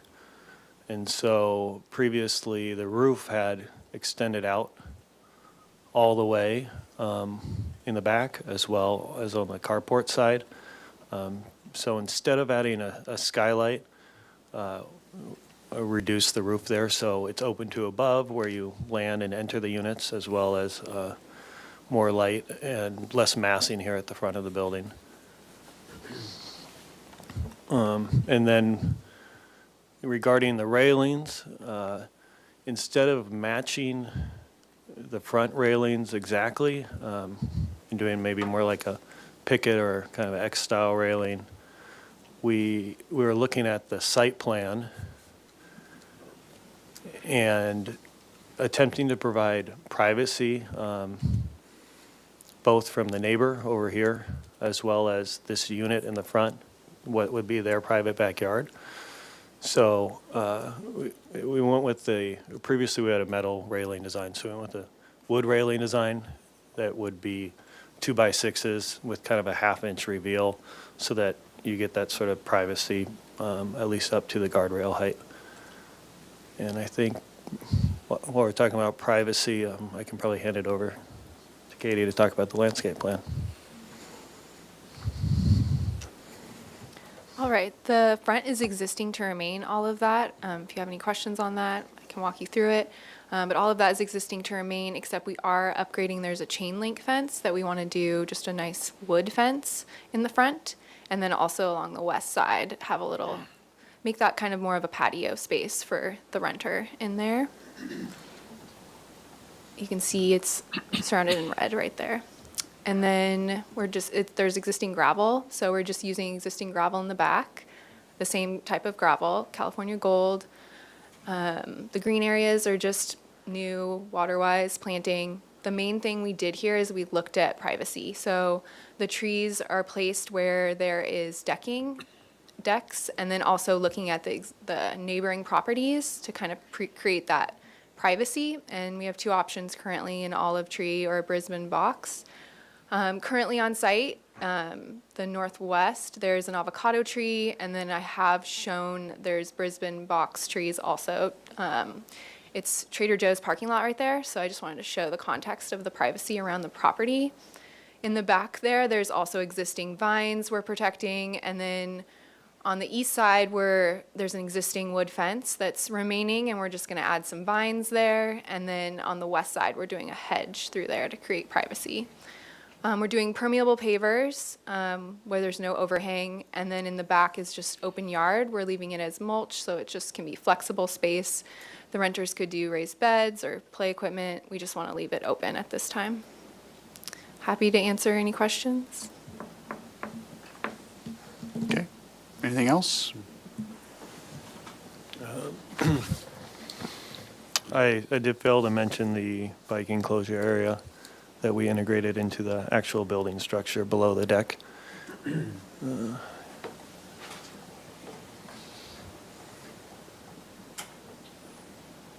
Before it was just kind of a plant-on lean-to with a shed roof, so now it lines up with the deck above and is siding to match the rest of the building. That's everything. Thank you. Okay, we can open public comment. Thank you, Chair Moore. I'll go ahead and start with in-person public comment. So at this time, I haven't received any speaker slips, but if you do wish to speak in person, you can fill out a speaker slip by the back door. And seeing no one move to speak in person, I'll go ahead and move to virtual public comment. If you wish to speak on Zoom, you can go ahead and raise your hand at this time, and I'll call on you. I don't see any hands raised on Zoom, and we did not receive any written correspondence for this item. So with that, I'll turn it back over to you, Chair Moore. Okay, we can close public comment and go to questions. Ms. Anderson, do you have any questions? Yes, Ms. Klein, did you consider doing grass or turf instead of mulch for that entire area? We did, and just for water concerns and flexibility to kind of do whatever they want later on, we decided, and then also irrigation and having to do all that, we decided not to do that. Okay. That's my only question right now. Okay. Yeah, can we, this is the right plan, can we zoom up on the front yard there?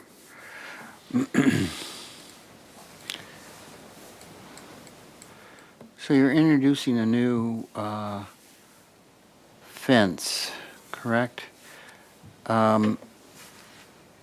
Is there any reason that that fence cannot be pushed toward the, have landscaping in front of it? I see the driveway is very void of opportunities to landscape, and now you've cut off additional opportunity for landscape along that drive, and it would seem if there's no area requirements for open yard or whatever, that fence would be more happy, or the driveway would be more happy with landscape in 3 feet or so in front of that fence. I agree aesthetically.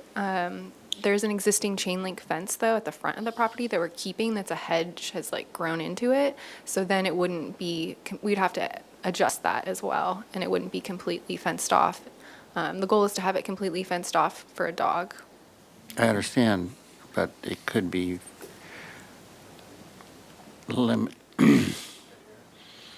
Yeah, it could be moved over 3 feet, no? It could. And if we zoom up a little bit on this, and maybe this is a question for the architect, again, with the right there, with the lack of landscaping, can you bulb out that curve as the narrow driveway widens at the back of the house? Not that curve, but the next one over. Can that be bulbed out a little bit more, or is that limited by the turnout of the car? Or can you introduce more landscaping in that area?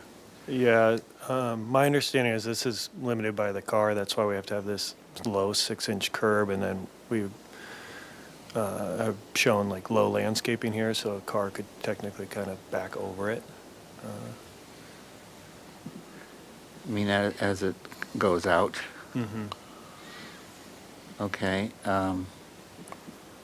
Is there an opportunity to do a ribbon driveway or an opportunity to do any planting along the property line fencing? Here? No, on the, I'm concerned about the driveway. Oh. Yeah, We could talk to transportation staff, but I think we're already at a below minimum standard for the driveway. I don't know if they would allow us to take out any more paving. Okay, and then the same comment, are you absolutely cheek and jowl with the backouts from the carports in order to introduce maybe some fine pocketing or anything along that permeable paver area? Yeah, this was kind of done inch to inch, I would say, with transportation based on the clear width we have right here. Mm-hmm. So I like the idea of something growing up that we can talk to them about that, but I don't know if that technically goes into that clear width, which it probably will. Mm-hmm. Okay, thank you. Thank you. Mr. Black? Well, those would have been my questions too, so I don't really have anything to add, but if there's any opportunities to provide additional landscape along the driveway, that would be a good thing, so. Okay, Mr. Noon? No questions. Mr. Whalen? One small question. Could you go to the elevations? It appears a new addition that you've made, Mr. Walker, are underneath the gable pitch is a window and what appear to be vents. Could you talk about those and where your inspiration came from?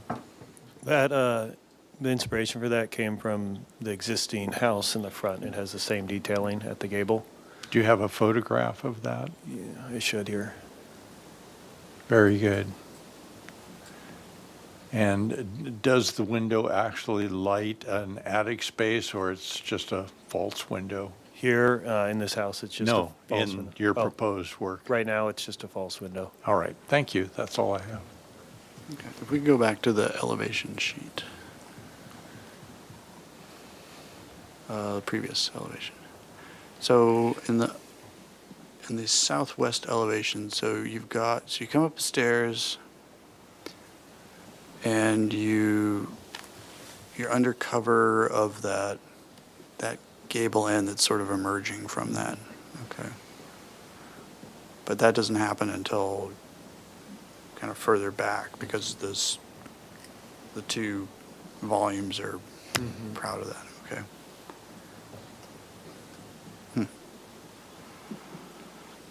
Okay. Any other questions? Well, just, could you introduce a ribbon, landscape ribbon along the driveway? It seems with that narrow driveway, you could successfully do a ribbon driveway. A landscape ribbon. Yeah, it's definitely possible. The clients wanted to just keep things as existing to remain there. What is that, concrete now? Asphalt. Asphalt, okay. And no intention to improve it? Not at this time. Okay, let's go to comments. Who would like to start? Ms. Anderson, want to start us off? Well, I think that the applicant responded to our comments. I think a lot of the questions come around more locations for landscape and how to introduce that in additional areas if possible. I think something to consider would be, or consider studying, is that transition between the asphalt and the pavers and how that interacts. Just, it seems kind of arbitrary at the moment.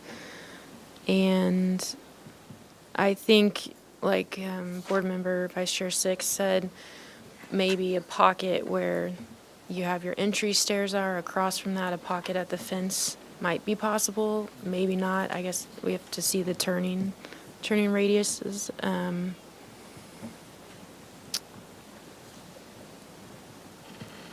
Yeah, I guess those are my comments. Vice Chair Six?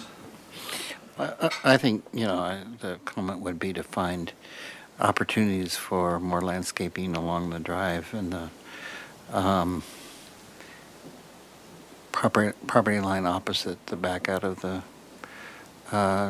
carports, and, move the fence in the front back to introduce planting along that low fence on the driveway side. And if we go to the elevations, I don't want to go there. I just think, yeah, I'll go there. It just seems like there'd be an opportunity, instead of having that high gable at the top that doesn't interrupt the two simple boxes. Maybe there's a shed roof or something that goes up and down in between the boxes that would be much more impactful and help that relieve that simple elevation. Okay, Mr. Black? I guess I don't really have anything more to add. Yeah, any opportunity to add more landscape would be, I was looking at where you have the permeable paving. Could you just go to the plan? I'm just curious as to where the asphalt ends and the permeable paving. Is it aligning with something? Is there some reason why it stopped there as opposed to pulling it all the way down?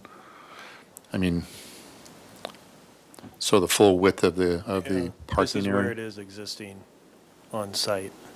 That's the reason. So this here, we originally had, the records show that there are 2 covered parking spaces for this property, which weren't there when our client bought it. That's part of the enforcement case, I think, that's on this. So as part of this, we're replacing those 2 covered spots. But for now, it's just been existing as 2 uncovered parking spaces right here. So this is all existing at the moment.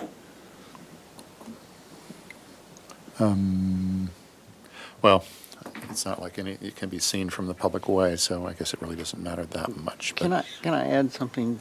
By the time you're through with your construction of this, that asphalt driveway is going to have to be redone. Yep. So you might rethink, your scope of work and the reality of the scope of work and the opportunity to make more sense out of the existing rather than what you really want. Good idea. Those are all my comments. Mr. Newton? Thank you. So I would say that I think the response to our comments with the use of the gables, the materials, I think are very successful. So I appreciate that. I also agree with Vice Chair Six. The gable is a little odd. I haven't seen a detail like that before, so I think that could use some further development. And I concur on the landscaping comments. Thank you. Mr. Whalen? Yes, I would agree with members Anderson and Noon that you've responded in earnest to our comments.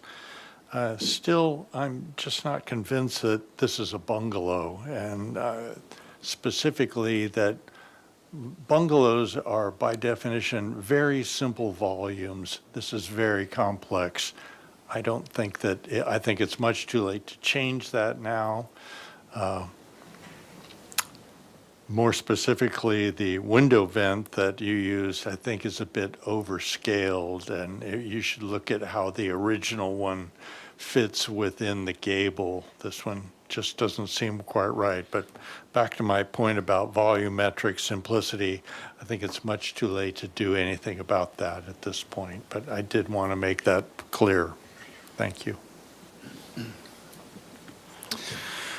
Okay, I mean, my comments are, I agree, the applicant has responded to the motion, previous motion. I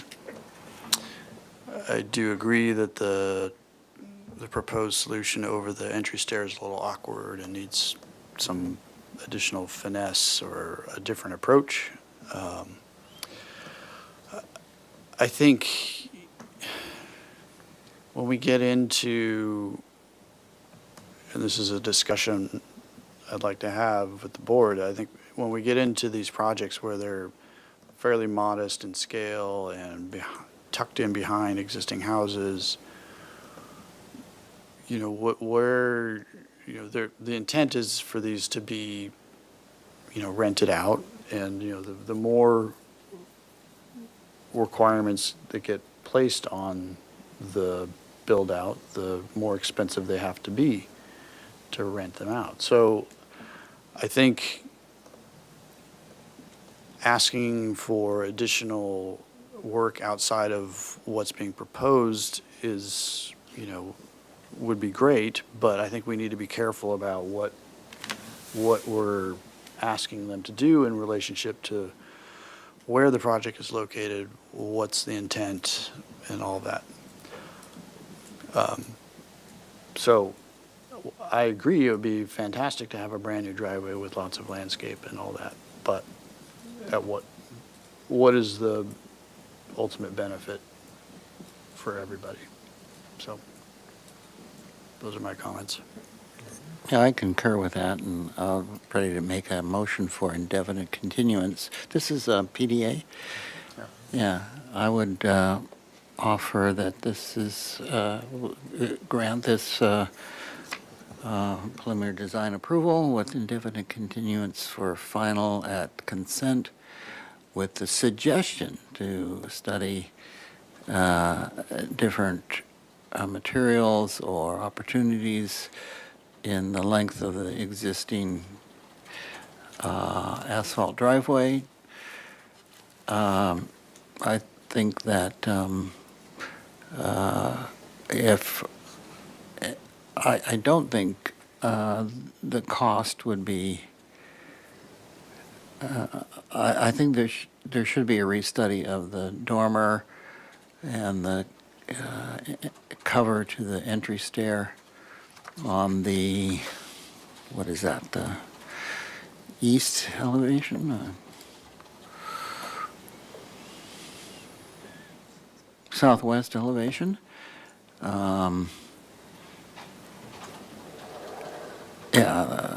And what else? Oh, and that applicant shall study moving the proposed 42-inch high wood fence,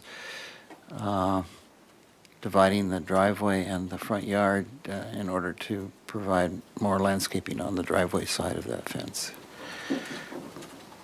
And that this project meets the project compatibility analysis or criteria by the fact that it is consistent with the design guidelines for the location of the project within the city. Number two, it's compatible with the architectural character of the city and this particular neighborhood. That it's, number three, that it is of appropriate size, mass, bulk, height, and scale. And there is no sensitivity to adjacent landmarks and historic resources. there are no public views of the ocean or mountains affected, and there is adequate and generous open space and landscaping. And I want to add to my motion that the board, the first item in the motion would be the board appreciates the responses to our previous comments. Okay. Do we have a seconder? I'll second. Okay. Any discussion on that? No? Okay, we can take our vote. Chair Moore? Yes. Vice Chair Six? Yes. Board Member Anderson? Yes. Board Member Black? Yes. Board Member Noon? Yes. Board Member Whalen? Yes. Motion passes. Okay, thank you very much. Thanks, guys. Okay, so we are ahead of schedule again. So item 5 is meant to be heard at 6:05, so which means we could hear it at 5:55? 550. 5:50. So we have to break until then. So the board will reconvene at 5:50 PM.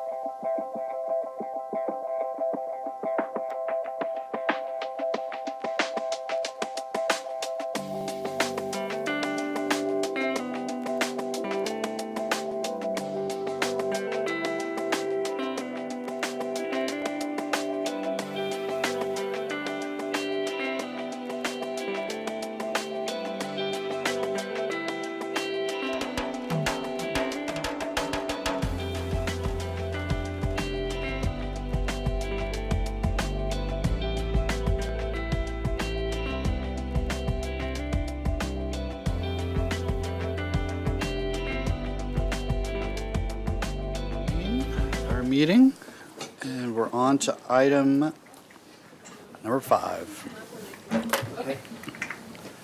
Okay, this is 1220 Coast Village Road. This is a continued item here for project design approval. This is a proposal for a facade renovation and tenant improvement to an existing restaurant and adjacent office building. No proposed changes to the existing hotel building. Minor changes to parking to remove 2 diagonal spaces, which will be relocated elsewhere on site. Project requires compliance with the project compatibility guidelines and was last heard March 6th. And we'll put those motion items up there. Good. Okay. Oop.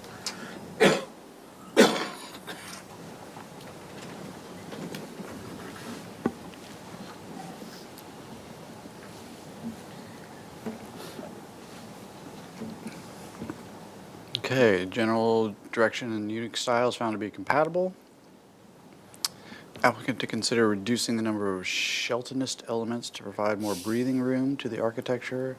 Consider improving the exposed shed roofs on the west elevation or bring that portion of the building into balance with the rest of the building. When the project returns, have a solidified solution to the setback requirements for the new parking along Middle Road and the landscaping in that area. Alterations to the adjacent building are optional. Okay.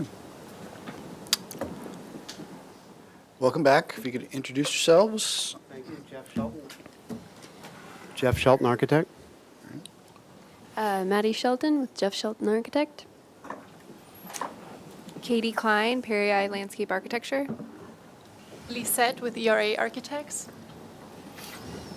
Okay. All right, thanks. So we've addressed all the issues, hopefully satisfactorily. Why don't we go to the site plan overview here, so we all get back into this. So two areas that we talked about last time. One down in the where the building is. We're going to remodel that main structure there in gray. We have a archway that goes across the driveway, and then a slight remodel to the small building on the right. Then the issue on the upper left was a planning issue that we were going to put a dumpster there, and we're not anymore. And so instead we're landscaping an area there to block some parking, and Lizette will talk about that a little bit. So let's go to the next floor plan of this is go to the existing one first, just so we can see what we got. This is what's there now. It's as I talked about last time, a big add-on after add-on to get to where the Cava restaurant was, and so we're keeping the same floor plan and just doing a new design on the exterior. Let's go to the next. Here's our new floor plan, and once again, same footprint. There's some things on the patio walls. We've added these patios on the bottom side with these plaster walls, as we showed you last time, and we've cleaned up that front deck. And Katie can go over that too, but it's plaster walls to match everything. And one of your issues was about making sure everything matches. Let's go to the next. Let's go to the. Go back to that roof plan, and we're keeping the roofs, the roof gabled roofs, but you're just not going to see them. In this portion, can you point to it, Maddie, on the front?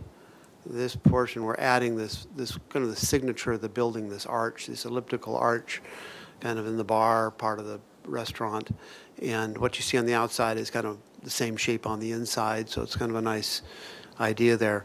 And then you can see the arch that crosses the driveway. We showed you a thin arch last time, and with the clients want a 15-foot arch sort of tie these two areas together. So it looks the same basically on the site plan, on the elevations, but we're going to get to those next. That's the existing. Let's keep going. Let's get to the colored elevations and we can come back to those. So addressed this, these details, as you said, and look at the bottom one, the south elevation. We studied that and did end up taking away that whole front awning. So the entrance awning is just at the entrance and doesn't wrap this way. But we wanted to keep tile there to sort of anchor that side of the building and emphasize where the entry is. We did add a door there. It's a service door. We realized we wanted to keep that arch. It's too hard to get a door in that arch. So we added that service door for waiters and waitresses to go out, service people to go out to the patio. We cleaned up the tile work. Now it's just two-color tile, just a lot simpler. Here's a sample of a tile of the pattern, different colors, of course, but just took a color out of that and it stuck with the Clark's color palette as close as we could that was appropriate. The paint, you'll see the color board at the end. All sort of is all in the same family and fits with Clark's. The arch that's basically how we showed the arch before, but I detailed it this time. Concrete base up to 4 feet, kind of bollards, let's say, and it sort of telescopes up to the top. Whether there's a sign there or not, we don't know yet. If not, it'll just be a pyrosthesia, maybe, whatever Katie picked. But that'll be with the sign committee. But the main thing that we like that arch because it ties the project together. And it also slows cars down in a sense. It sort of, you're going into this thing, it's not a wide open driveway to the back. The building on the right, the comments of do something or don't, you could do either. I agree, it is nice with nothing on it also, but what we're doing, the clients really wanted to tie it, so we left the tile, but we're just going to paint over that block. It's kind of nice texture there, not plaster it. Just as it is painted over, it's painted now, just keep it painted. Next. I'll go to the top of that page. Here we toned down these colors of the awnings, and we'll see that. And once again, picked Clark's colors, which I really liked. I don't always like company colors, and they worked great. So the dining areas are a softer canvas colors from Sunbrella. I differentiated the two dining areas just because one's for a bigger table, one's for smaller tables. And then the entry is a little bolder. It's a smaller but kind of a classic Spain black gold. We've got those tile chimney things on the top. Here's the tile color here. This is blue, this deep blue from California Pottery. Simplified this. We have a bench right in front of the front door, and quite simply plaster walls and a small planter. And the back, the building in the back, tile in the back is where the bakery is. Next. And this is the one on the very top is looking at that small building. It's okay, Maddie. Second one is the one you had a concern about, and that's item number 5, I think. No. Item number 3.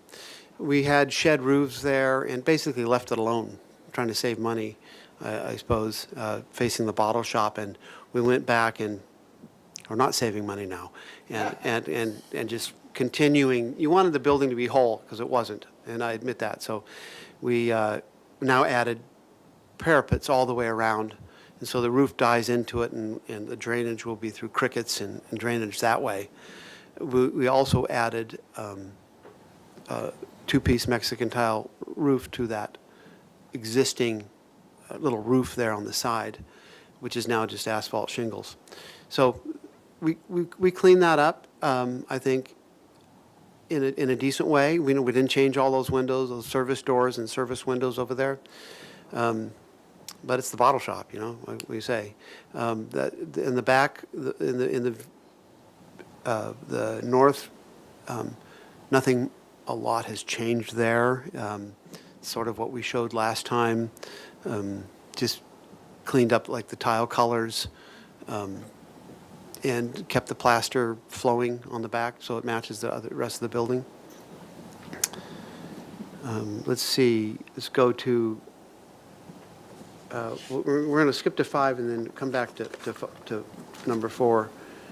Well, number 5 was that building up above, so leave it there, Maddie.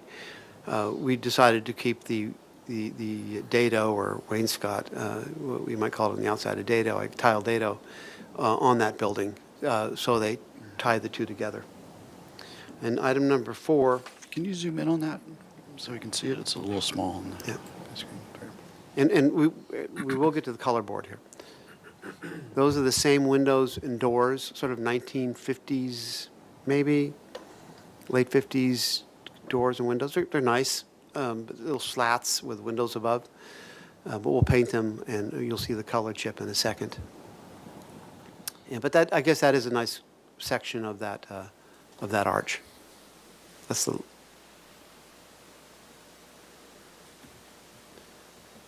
Then let's go to item number 4. It's regarding the setback requirements. And then we go to. For that one, we'll go to the site plan. Okay. So on that one, the question was that we had a trash enclosure that we were showing there. We were proposing a relocation from where it's at right now, next to the hotel building, into that, into the side of Middle Road, because it's easier access and it's also less disturbing for the hotel. But because of the setback, we moved it. I mean, we decided not to go ahead with that, and we're keeping it in the same location. And in that area, since it's becoming a problem of them, just striping it and using it for additional parking that it's not supposed to be for that use, they asked us from planning to add landscape in that area. So we're providing that 10-foot landscape area there, and it's also shown on Katie's plan, on the landscape plan as well. Maddie, maybe let's go to we can scroll back through the drawings. Let's go to the details. Let's go back down, show them what we're doing.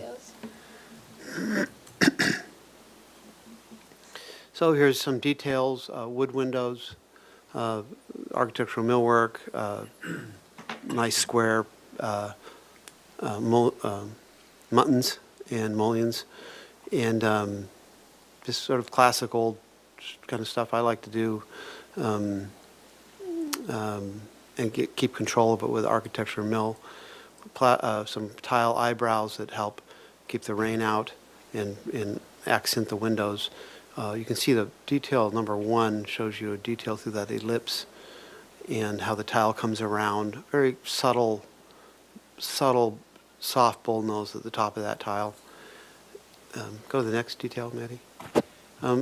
A couple detail, some of those, all the details that are on the roof. Some pots, some bins, just sort of celebrating every little moment in a small way, and not giving up on any piece of that parapet and that roof line. Ironwork also. This is 1 inch. What do we have? 1 inch. I end up with 1 inch there. Deformed steel. And loose, but hand done. Next detail.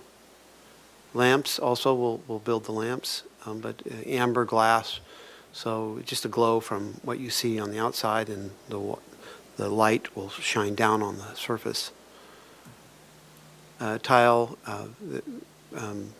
once again, we'll get to the palette, but it's just 2 colors. Well, I guess it's 3 colors with white, but simplified, and the whole floral design just turns into one piece when we do it with this small little intricate design. There's some details right there. Next, there's the color palette awnings on the top. It's quite saturated. What's that? It's quite saturated. That's, yes, probably should have brought this umbrella. That's that blue is brighter blue than this umbrella is. It's a softer blue, sorry about that. Let's see, then the sash, the colors themselves of the sashes, the shutters, concrete, ironwork, ceramic caps, it's all, there's a color on the building, it's there. And the door is brighter than the other doors, just so we can find out where we're going here. I think is that our presentation? I mean, Yes, we can also go to the site plan. There were some modifications that we did also on the front of the patio there. It has right now some kind of wrought iron railing that it's a little bit funky, so we're removing that in the front. The patio size, the width of it did not increase, and now that wall is going to be a low plaster wall, and it's shown also on the landscape plans here. There is a front elevation there. If you can show the landscape plan, which is the last sheet.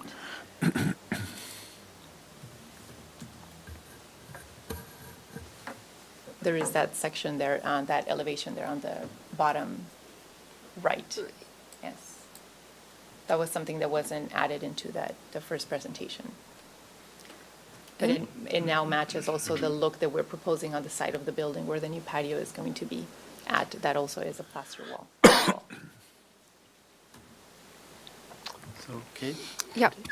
And the walls, just to go back to that detail, will match architecture and be more fluid looking than how it's drafted in. And then tile riser stairs to match architecture as well, and then hopefully pots on top there as well. So really helping that entry from what it is existing right now.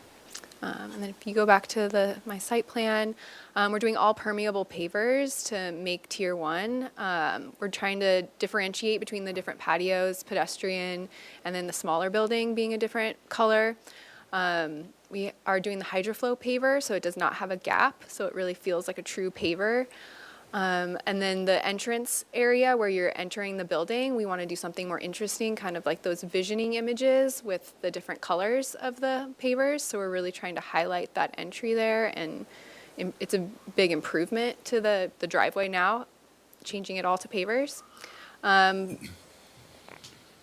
Planting, we're just going to match architecture as far as colors and have some brighter colors. As Jeff mentioned, we're thinking the flame vine for the entry archway, so it has that winter orange color, so there's some color in winter.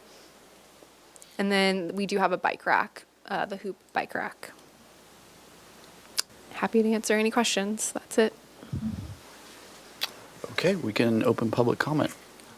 Thank you, Chair Moore. I'll go ahead and start with in-person public comment. At this time, I haven't received any speaker slips, but if you do wish to speak in person, you can fill out a speaker slip by the back door. Seeing no one move to speak, I'll go ahead and move to virtual public comment. If you wish to speak on Zoom, you can go ahead and raise your hand right now, and I'll call on you.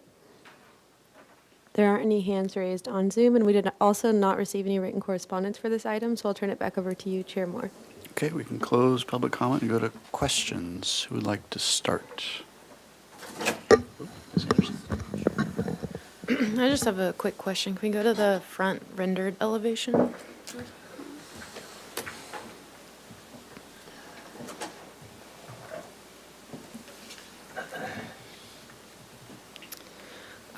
Is there any opportunity to integrate the service door into your tiled element without interfering with the elliptical dining area?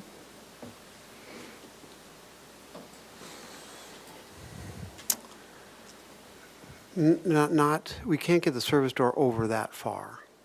Do you mean push it to the right Yeah, there? or make Yeah. like the entry element larger, Maybe, maybe.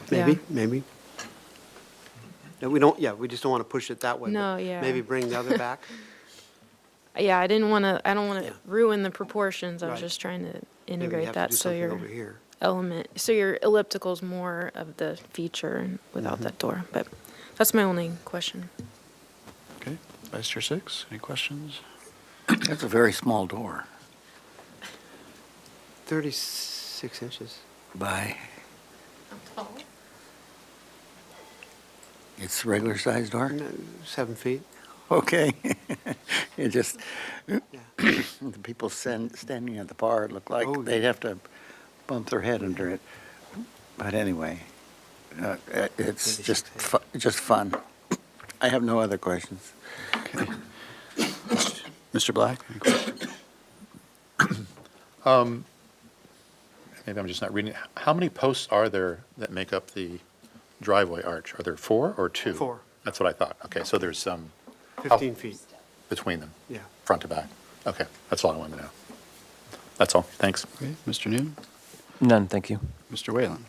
And to follow up on Mr. Black's comments, at the base of the trellis, it looks like there's a concrete column that the ironwork rests in. What's going on there?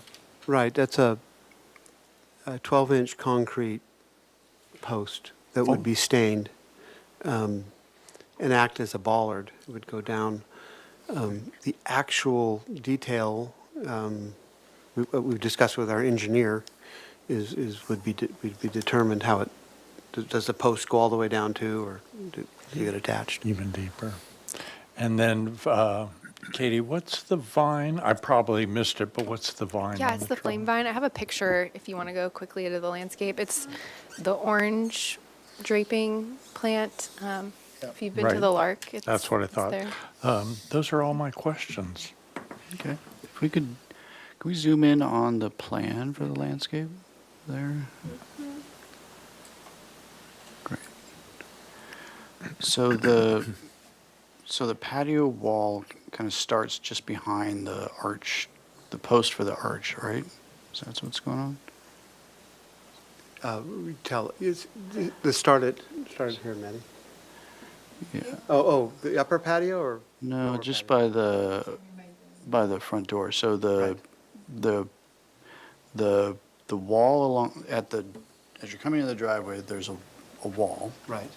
That dies into the post. It'll stop right there. Okay, so it'll be separate. 6 inches. And then the same thing will happen, I'm just assuming, the same thing will happen on the far end of the arched Right. thing. So the post is there, there's a small gap, and then that starts, okay. Okay. That angled wall, that's where the wall or railing is now? Is that right? Right. So Okay. if you've been out there, it's pretty It's funky, yeah. funky is the word. And so we're just keeping the lines there, but cleaning it up. And that whole entry got pushed over. It was really funky entry. We're pushing it towards the driveway as far as is safe. As you can see, that driveway cut is way over there. Yeah. Okay. And then, can we go back to the elevation sheet?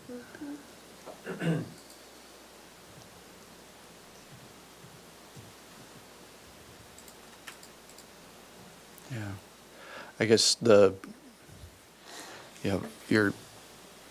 Richard, your comment, it threw me when I saw these online because the figures are, it's like there's a basketball team there for dinner or something like that. So as the door seemed, as you said, it seemed sort of small or undersized, but I can see that it's just a scale thing. Yeah.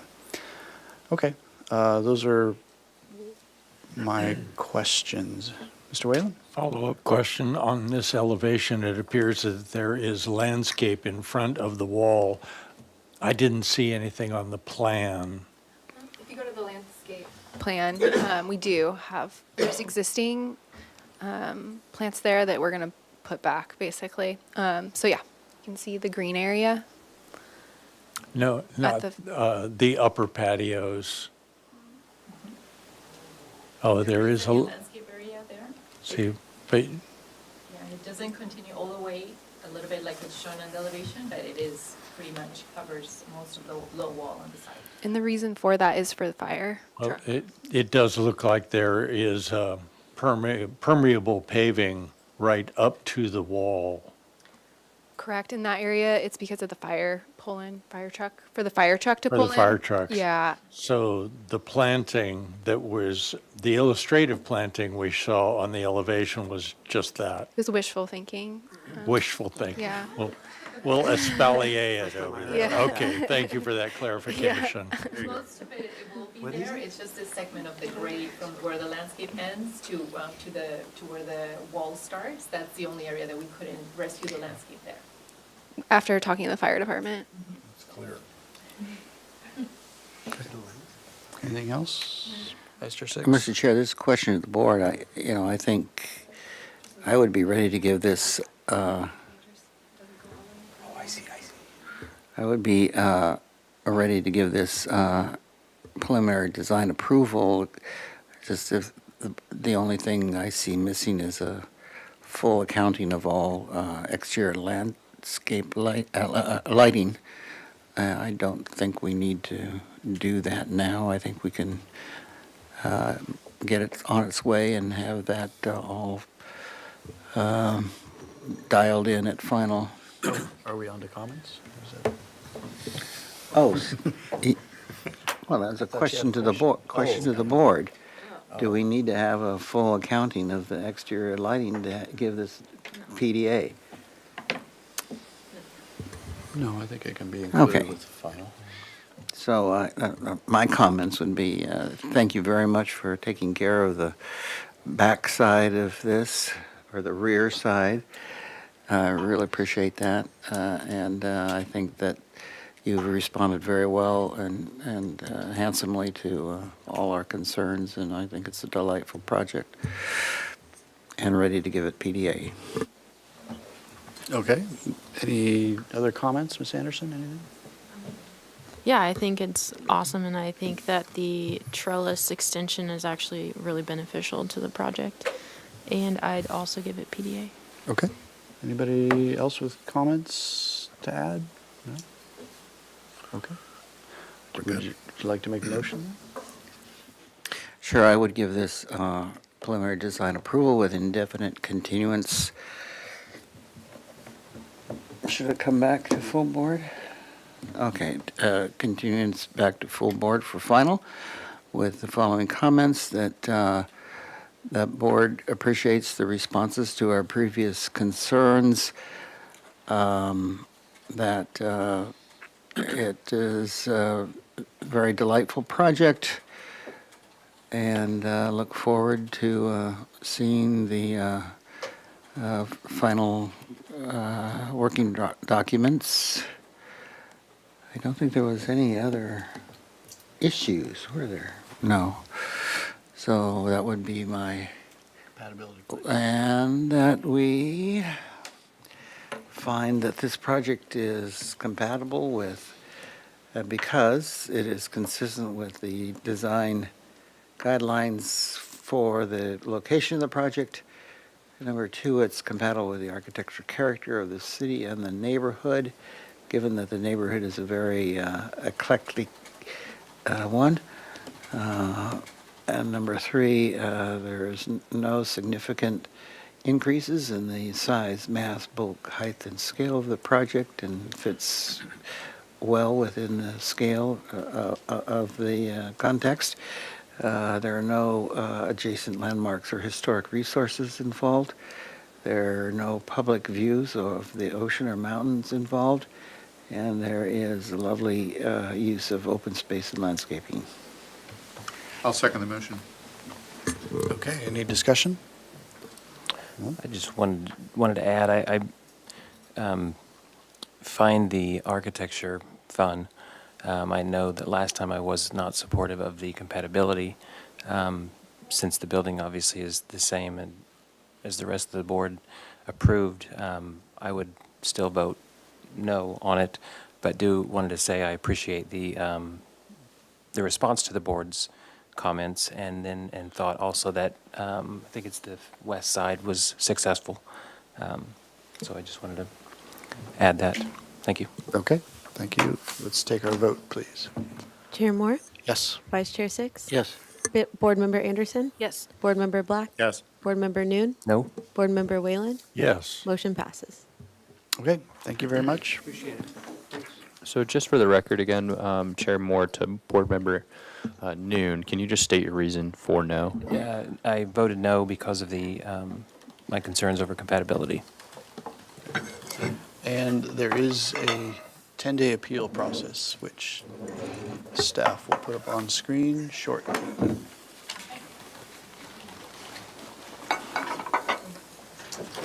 So Jeff, you have your own plaster, Shelton plaster number 9. It's Miguel. Call Miguel up.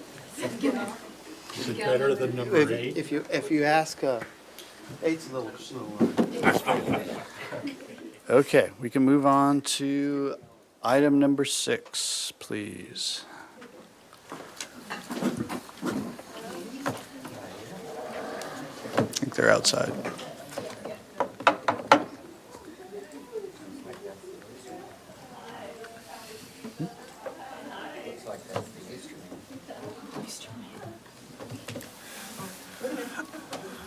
Sorry, we're here. That's all right. Sort of like a oyster or something incorporated into it. Something wild. All right, this is item number 6, 523 West Gutierrez Street. This is a one-time free application consultation. Yep. Proposal to demolish the existing single-family residence to construct a 3-story residential apartment building containing 9 units. The project includes private outdoor deck areas for each unit, 9 parking spaces, and bicycle storage. No final appealable decision will be made at this hearing. So staff just has some brief comments. Great. The focus and intention of these is just kind of overall design. So big picture kind of things as well. So hopefully, maybe towards the end, like just some comments as to how it maybe fits in with the neighborhood, how you feel about it, and some of those other things. So I might guide you again at the end, maybe towards the comments, but just, again, it's here for a one-time concept review. So here we are. But, Mr. Russell, we have seen this before, right? Correct. It did come before. Yeah, and I believe the applicant has come back with a lot more, and I've let them speak to that as well, so. Excellent. All right. To help. Just to be clear about the one-time thing. Yeah, so this is its second time back, but. Yes. Okay, welcome back. If you'd introduce yourselves. Hi, Bobby with Bobby Walker Design. Trish Allen with SEPS. Okay. And we're pleased to be back here after some technical drawing difficulties in the last round. So hope we provided more context and we can get your opinion on this pre-concept to help us guide our project as we continue to design. So we'll start with kind of locating the property and kind of adjacent parcels. So our property at 523 West Gutierrez here is this parcel kind of shaded out in red. And you can see there's an existing single-family home here, a couple uncovered sheds, a garage, and a deck in the back, and another little shed element. On the northeast property here, this is a view of that property. And the 2-story apartment. And right here is where we are proposing our driveway. So kind of in a similar location as the existing driveway. Here's another view of that. And as you can see, this existing house, the street slopes up, so it's already several feet above the sidewalk right now. Here's another image of this house back here and a front elevation of our existing house. Can you, sorry, go back? It's helpful for us to, if you could zoom in on that bird's eye Yeah, of picture. course. And just give us a little more information about what's immediately adjacent to the property, approximate heights, Okay.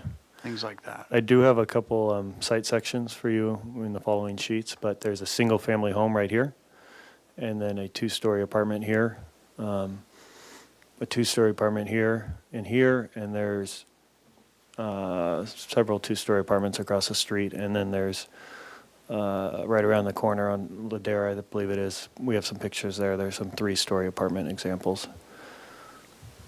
Okay. Chair Moore, can I interrupt? That most adjacent single-family, yeah, right there looks like there's almost 3 different structures there. One with the rose roof, and one's gray, and then there's white. Can you explain the extent of the development along that property line? I've only seen it from our property right here, and it appears to be like an original house that was then a add-on kind of. You can kind of definitely see the break in the house, like another room was built onto it, and then I think there's some sort of shed structure right here that's uncovered. The white is a shed structure? I'm not totally sure. Okay. I'm not confident on that. It looks like the neighbor's here. So you'll have time during public comment if you want to address the board for that specifically, okay? And then, yeah, just a little further instructions. Fill out one of those speaker slips and then hand it to the secretary, and we'll be able to. Thank you. These are some examples of properties in the neighborhood. So these 3 are on Ladera Street, close by, and these are kind of examples of 3-story structures on the block. And then this one is an example of across the street on West Gutierrez.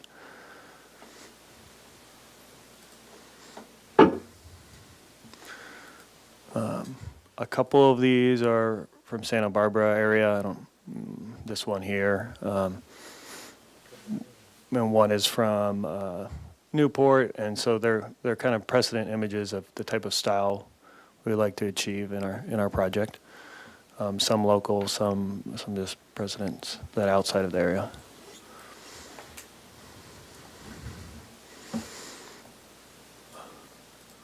So we put together a couple site sections of the proposed building and how it relates to adjacent buildings on the site. So for reference, I can show you where these 2 sections are. The first one will be through the property up front, and then the second one will be perpendicular to the property here in the back. And I guess it would make more sense to show you, sorry, on the proposed. So you'll see one up here in the front, and then another one cutting through this larger massing in the back, and how that relates to the adjacent structures. So here we've incorporated kind of our buildable envelope as we see it. So we have our solar access restriction, and then our property has a 45-foot height limit. So taking all those into account in the buildable area, this is how our structure fits in it. Last time you saw this, our massing was coming out of that, proud of that, and we've just gone ahead and taken back all the massing that we were proposing in the solar access area. Or outside of it, I should say.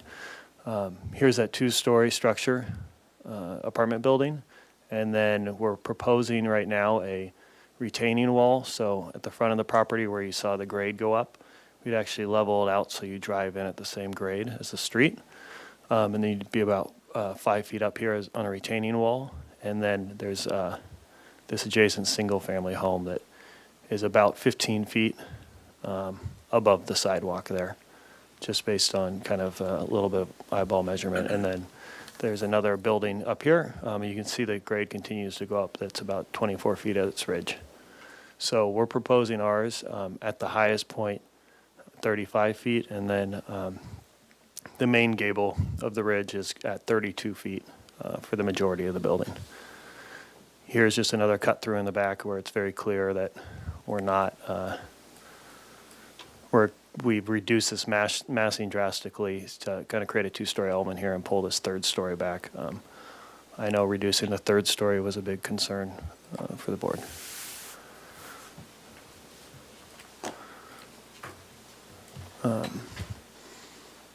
I think just to further push this forward, these are these steps up. So right now you drive up into the property. This would actually now, we're proposing you drive in at the same level as the street. So that's helping visually the impact of our building reduce, I guess, from as if we were to just build it on the exact same grade as we have this existing single-family home.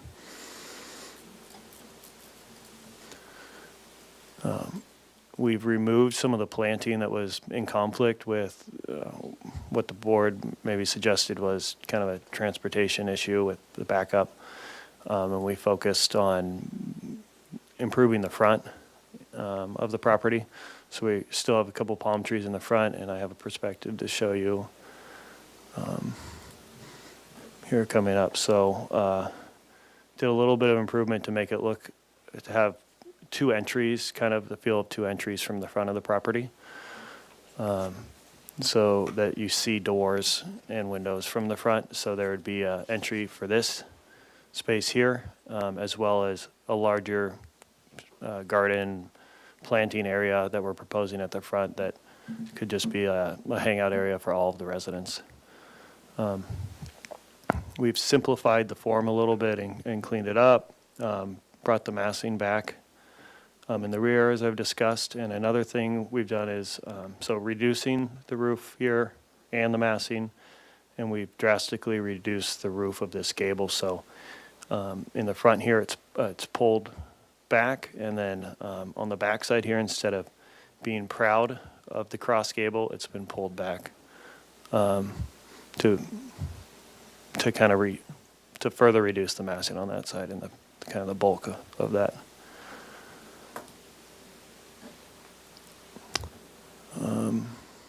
Here we have some conceptual 1, 2, and 3 bedroom units.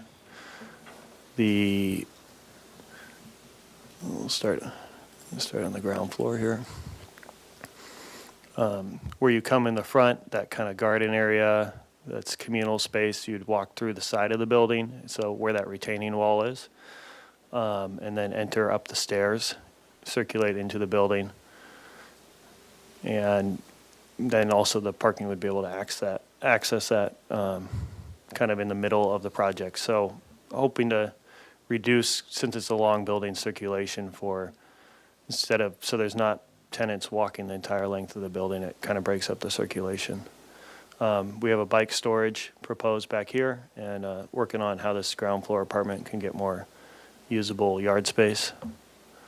And then floors 2 and 3 above, the second floor stacks primarily with the ground floor, and then the third floor steps back drastically. I think you can see it here, just scale-wise, in order to reduce the massing again.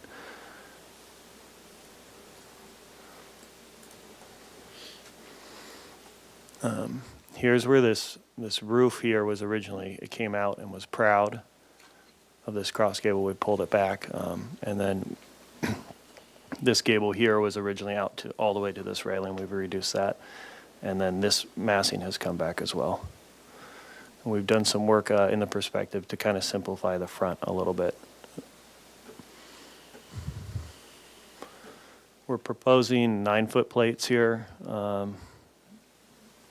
And we think that the overall massing makes a kind of really reasonable overall massing for a 3-story building in this location. And top floor units, we intend to get a little bit extra height, by vaulting or doing scissor trusses or something of that sort, so that we don't have to achieve it with plate height as much as with the feel of the vaulted ceilings.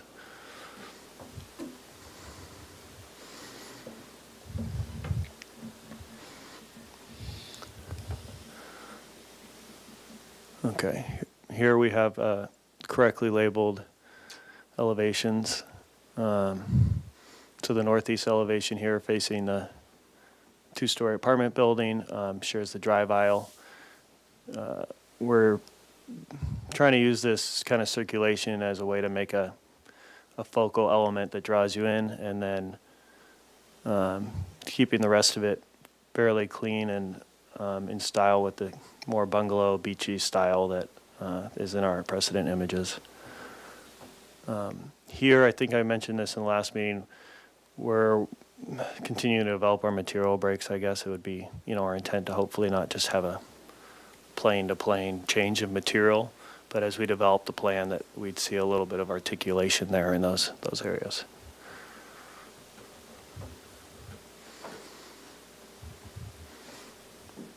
The southwest side here, this is the side with the retaining wall, so this bottom portion you see here will actually kind of be protected from view. a little bit, as the house next door will be at about a grade right here. And from the front elevation, we think that aesthetically, I know it seems to be accepted to want to see that front door facing the street, so it doesn't feel like a row of apartment buildings as much as a residence here. So continuing to develop this to make it feel like a entry to a home, I guess. And then up above, we have some public and private space that originally wasn't very delineated. So we're hoping that we can continue to be creative with this so it becomes an actual useful space for people in the building as outdoor space, and that it's clearly, we have some planting here now, but delineated from what we're hoping to do is provide nice outdoor decks for each unit, individual decks.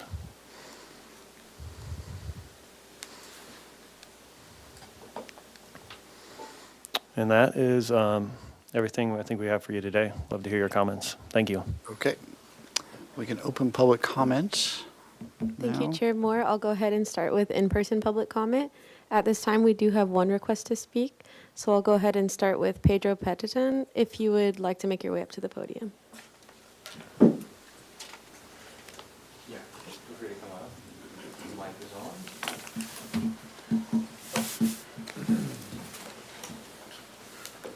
Hi, good afternoon. My name is Pedro Petatan, and I'm on 525 West Gutierrez, single home. And I mean, if they're gonna build something that high, I'm not gonna have privacy at all on the first.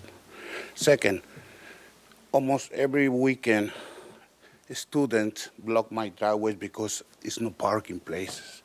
I mean, if they're gonna build 9 units, imagine 3 persons per building, how many cars more is gonna be on the street? We don't have parking. If they build 9, I mean, it's gonna be 27 people minimum. Where are they gonna park? See, we don't have parking. And my privacy, I'm not gonna have privacy. I don't know, but I mean, I had to go away or something, or I live in peace. Barely, I mean, working hard, thanks God about the property, and now I'm not gonna have, my family and I, what are we gonna do? Go? Because no privacy. I don't know. I'm sorry, but I'm saying what I'm feeling. I don't know if you guys want to, I don't know. Well, just to let you know, guys, what is going to happen to my family and I. Thank you. Okay, thank you. So our design review board, unfortunately, we can't tell the applicant how many parking spaces they should have. That comes from the city's zoning ordinance and from others. So our focus is really on considerations for privacy. So locations of windows, decks overlooking other people's yards and things like that. So the aesthetics and privacy are within what we can make comments on. So thank you for your comments. Okay, thank you. Can I leave or? If you'd like, yeah. Anyone else? Okay. At this time, I haven't received any other speaker slips. If you do wish to speak, you can fill out a speaker slip by the back door. And seeing no one else move to speak, I'll go ahead and move to virtual public comment. If you wish to speak on Zoom, you can go ahead and raise your hand at this time. I don't see any hands raised on Zoom, and we did not receive any written correspondence for this item, so I'll turn it back over to you, Chair Moore. Okay, let's close public comment and go to Mr. Chair, to be clear, if you stated it, I didn't understand where the public comment resided, which was at the adjacent parcel Yes. to, no, I believe if you're. we'll call it to the right-hand side. Yes. Thank you. Yep. Okay, so as we jump into this, remember this is essentially pre-concept review, so kind of bigger scope questions, big picture. Let's not worry about the details, so to speak, but let's ask questions revolving around mass bulk scale, appropriateness for location, neighborhood compatibility, privacy, all of those things, okay? Who would like to start?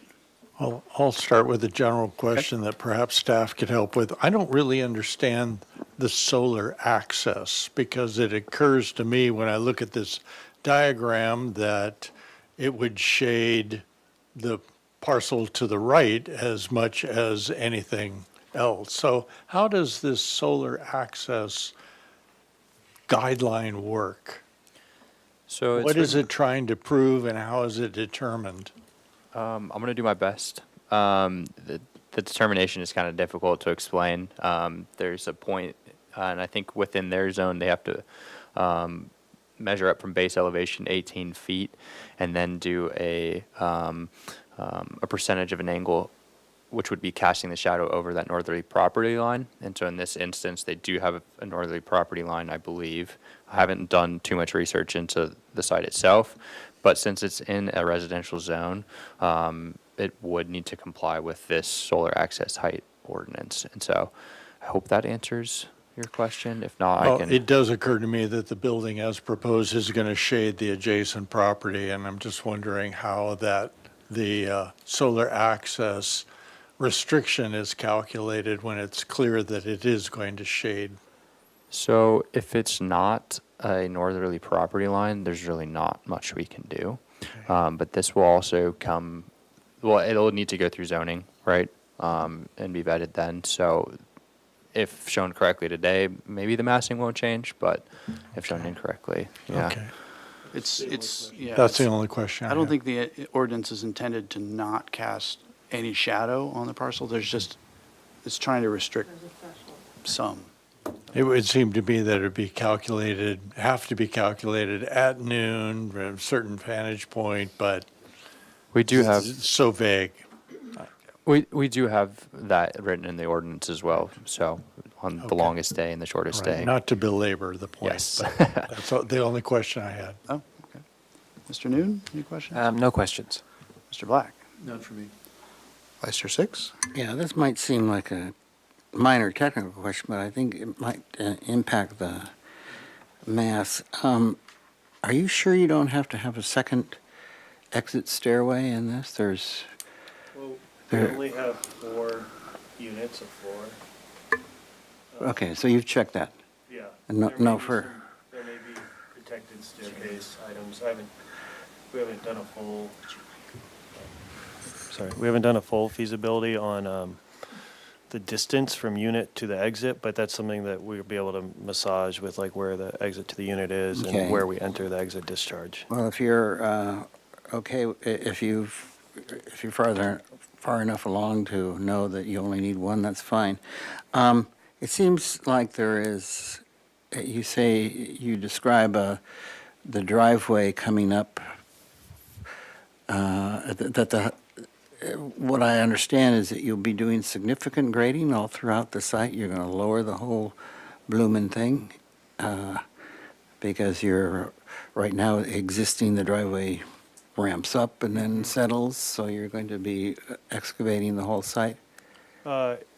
Yeah, I think there'll be significant grading. Significant grading. Be able to bring it down to that level. Okay, and then, It does, it kind of goes up and tears back a little bit, but yeah, it will be significant grading. okay, and then your solar diagram then is based on and I don't know how the ordinance works, but is it based on the existing higher grade or the new Yeah, lower so grade? Right now, we're showing it, I guess you could say the most restrictive. We're showing it from our proposed grade, but I think technically on the plans, we'll have to show it from an average point in the middle. So it'll probably actually get us a couple of feet, maybe 2.5 feet up from what I'm showing you right now.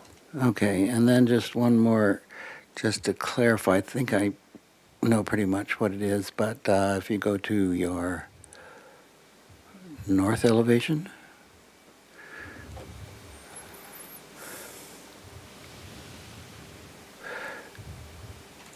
Is that the north?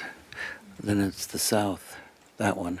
Can you tell me, with your hand there, just where the neighbor to the southwest is? Where does his property start and stop? Where does his residence start and stop? I think it's, so his residence, I believe, I can show it in site plan too, but I believe it starts about here and probably with those three kind of buildings you were looking at, probably goes back about here. So it includes the existing and the new, and the addition. You're talking about this building right Yeah. here? Yeah. Mhm. So it's stepped back from the front of ours, and then it goes back. Let's see if I...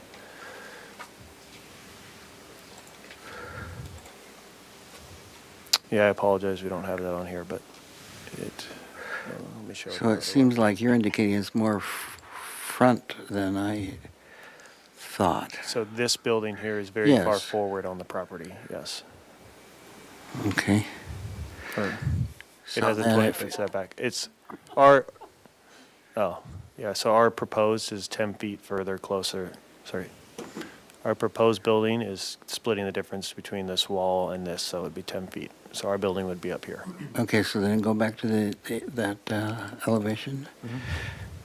The south.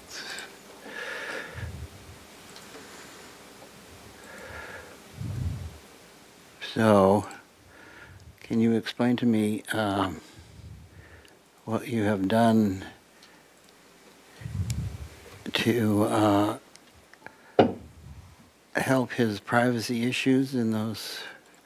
You've indicated from that white dividing line in the shingle area up there, yeah, right there, back to, right, he goes back further than that, doesn't Yeah, he? probably back in this area. Uh-huh. So it doesn't look, well, the question would be, what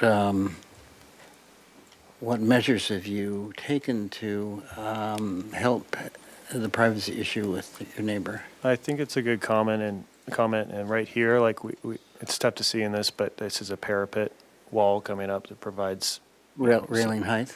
Yeah, so 42 inches. So I think look strategies like this, and there's some additional things we can do moving forward to add privacy. But I definitely think that, I mean, that's a great comment that we're not providing at the moment adequate privacy protection right there. Okay, thank you. Especially at the staircase. Oh, and just one minor, no, that's not a big enough picture. Okay, thanks. Ms. Anderson? Yes. So going back to the grading question, did you consider integrating the retaining wall into the building instead of placing it on the property line? Or at least it looks like you're proposing it along the property Yeah, line. we're proposing along the property line. I think that would be, I would say we haven't analyzed in that much detail yet with the civil engineer, so we're not like against playing with the grading and the retaining wall on that side. Okay. And the front room on the first floor is still a like fitness room or something, Mhm. right? Yeah. Okay. And you're keeping, currently you have the third floor plate height at 9, or is that lowered at 8 with your vaulted I ceiling? believe we have it at 9. Okay. I'm pretty sure they're all at 9.1, yeah. Okay. Okay, those are my questions for now. Okay, thank you. So going back to that retaining wall question, so you're proposing to cut and then build a retaining wall right along the property line, essentially adjacent to the existing residence? Yes, yeah. Okay. I don't know if you can see this here.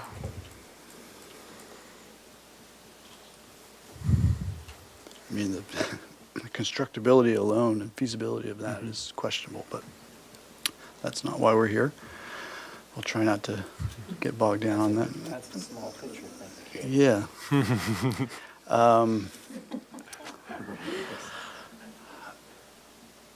Okay, and then, let's see.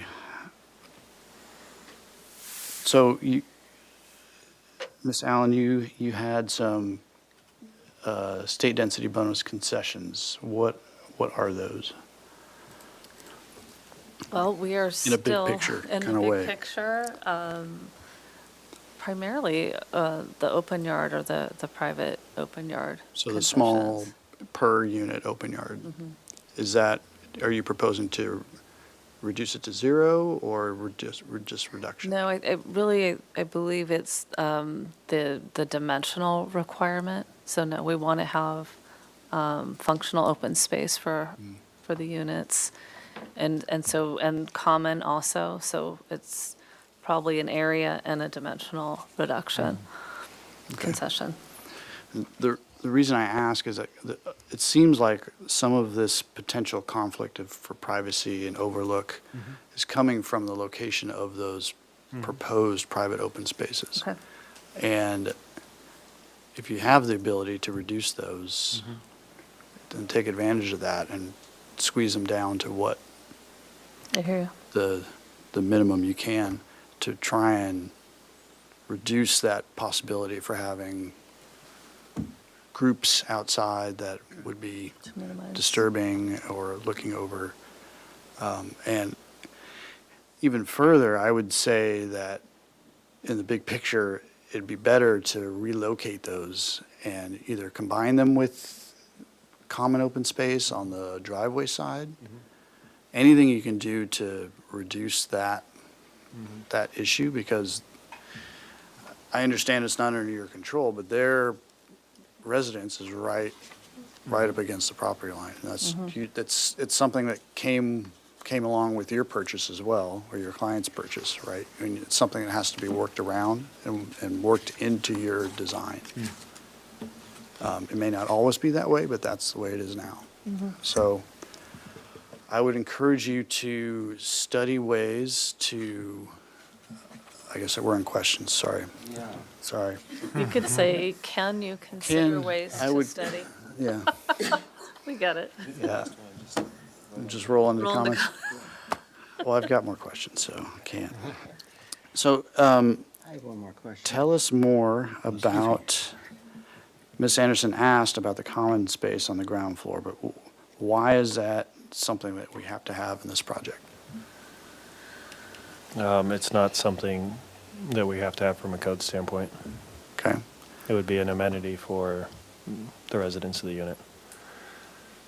So Okay. as we start to look at even eliminating deck space and that sort of thing, having more common area to make up for that. okay.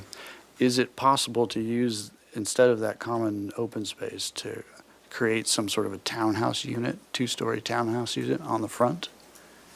And pull back some of the massing from the third floor? Yeah, that's an interesting suggestion. Okay. I'll take a look at that. Okay. And then Ms. Anderson also mentioned combining your retaining with the building foundation. And then another question, is there, other than your sort of being in line with your conceptual imagery, your roof line is consistent. The fascia just goes for long distances. Is there any particular reason for that, or is that just where you're at right now?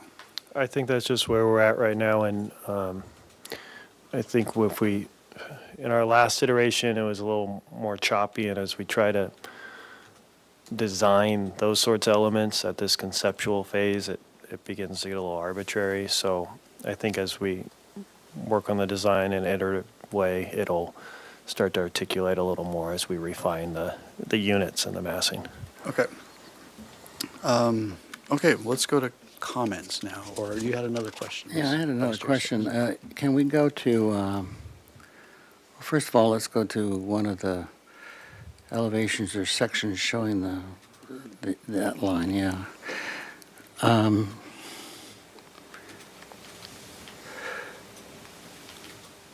So is there any way to broaden the second floor towards the south? No, I'm sorry, it's toward the north.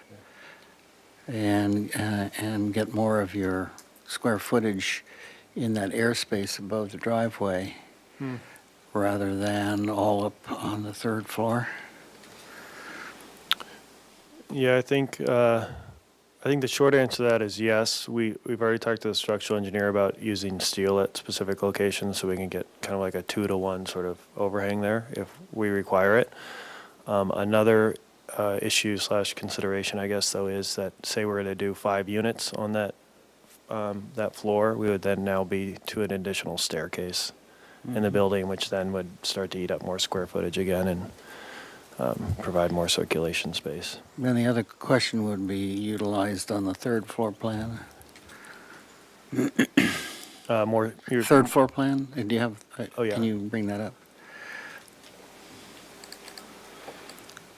So you have this very generous deck throughout there. Can you, like apartment 9, could your exterior deck stop at the entry to apartment 9 and have that, instead of that long, narrow apartment, having a fat, short apartment, and therefore radically reducing the third story from the street?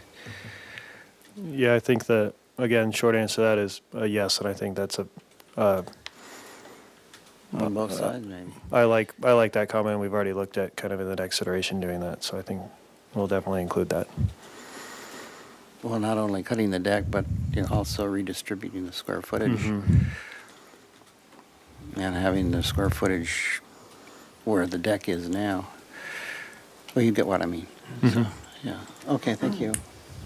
Okay, and just one follow-up question while we've got this. Is the line of the, I guess the lower line of the third floor, is that the lower one? Oh, yes, sorry. Is that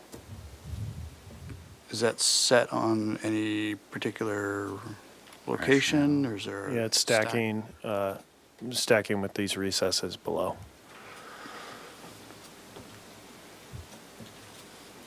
Okay. Okay, any more questions?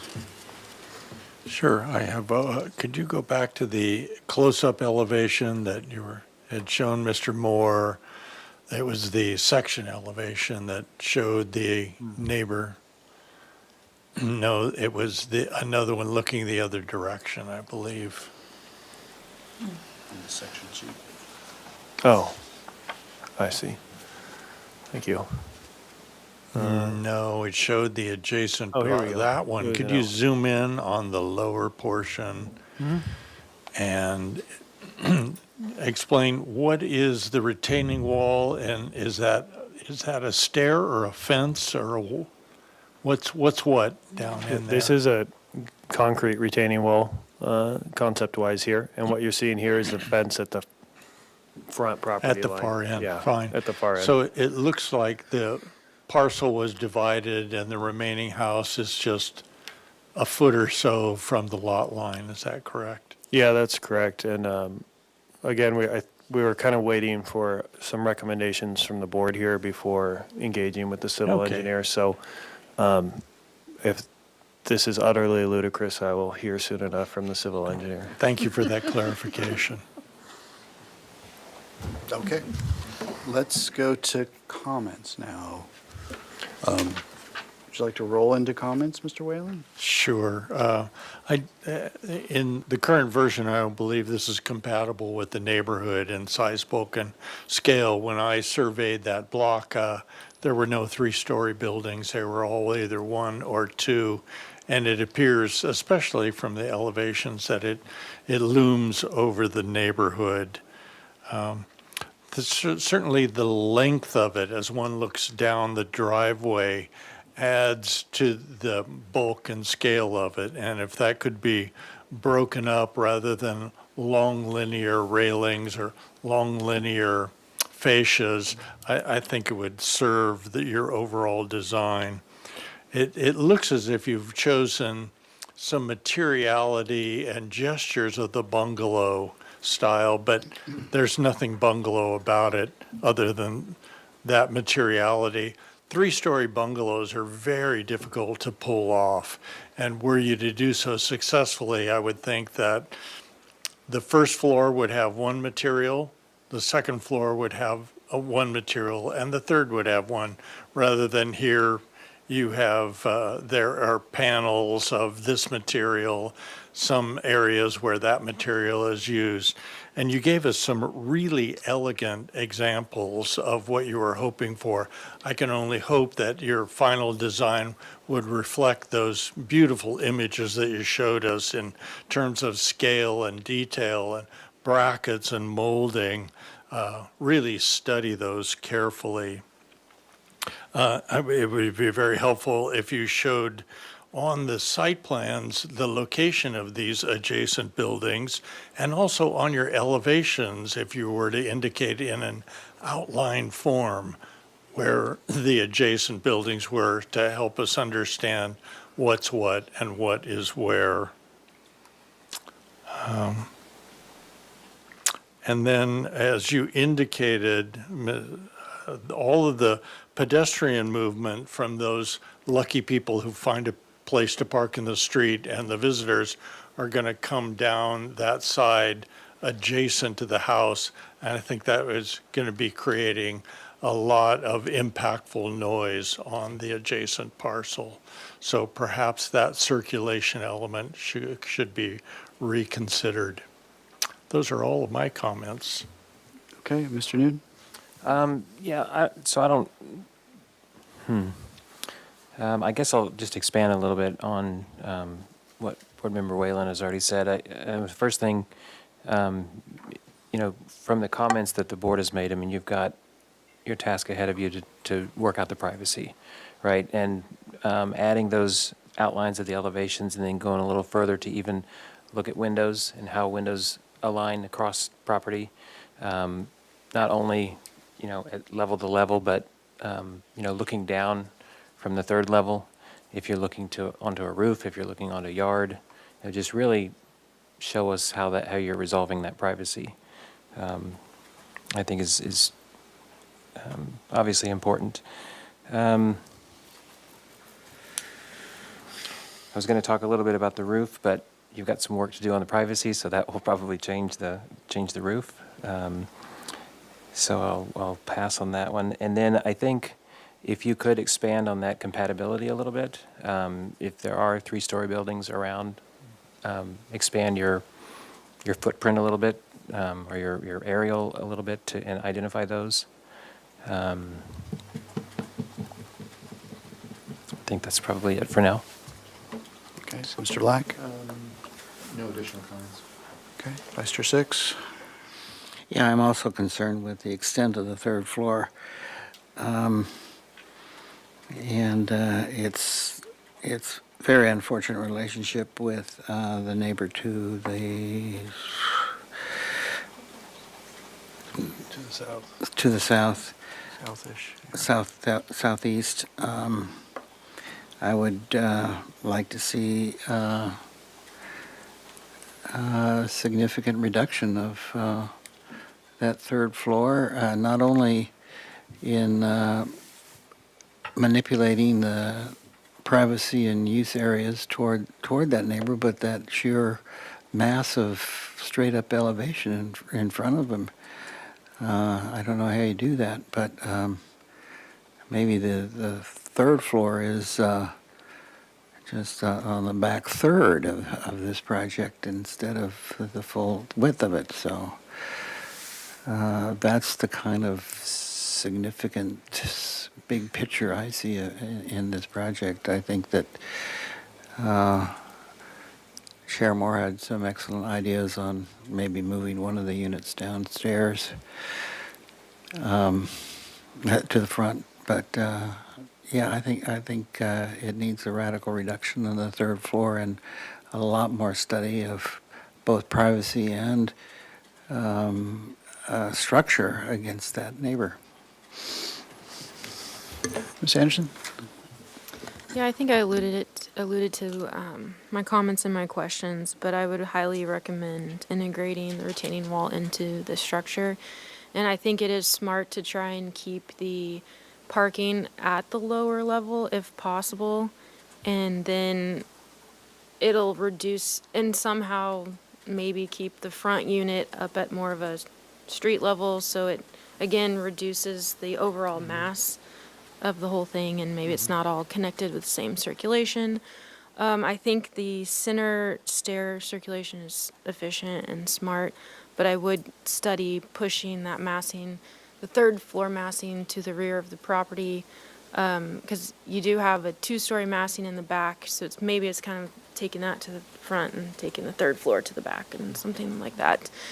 And then just to reiterate everyone else's comments, the privacy issues, studying the entrances into the units versus the private decks and where those are located, and where people, visitors may enter, and how that relates to neighborhood compatibility as far as your neighbors, and privacy as well as noise.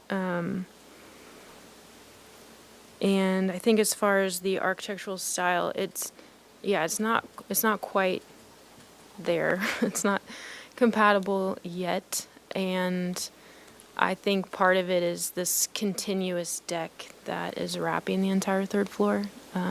Does not help with the massing. So I would look at reducing that as well. And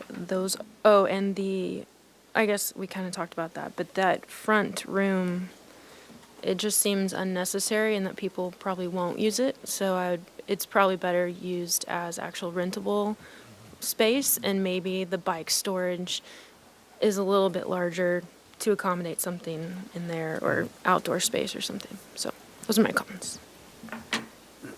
Okay, thank you. These are always difficult projects. We need the housing, the zoning says you can put that many units on it. But I think this needs a restudy, and if I were in your shoes, I'd be talking with your client about other options, of just basic options about how to park and how to build this thing. This may be a great candidate for either a parking machine or parking stackers or podium style construction, which would allow you to kind of spread out a little bit more on the second floor.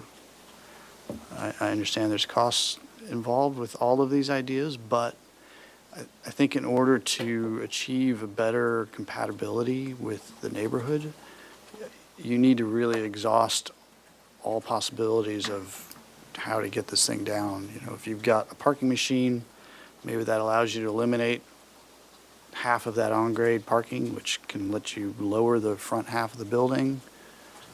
So I think there are some options out there that need to be studied to try and bring this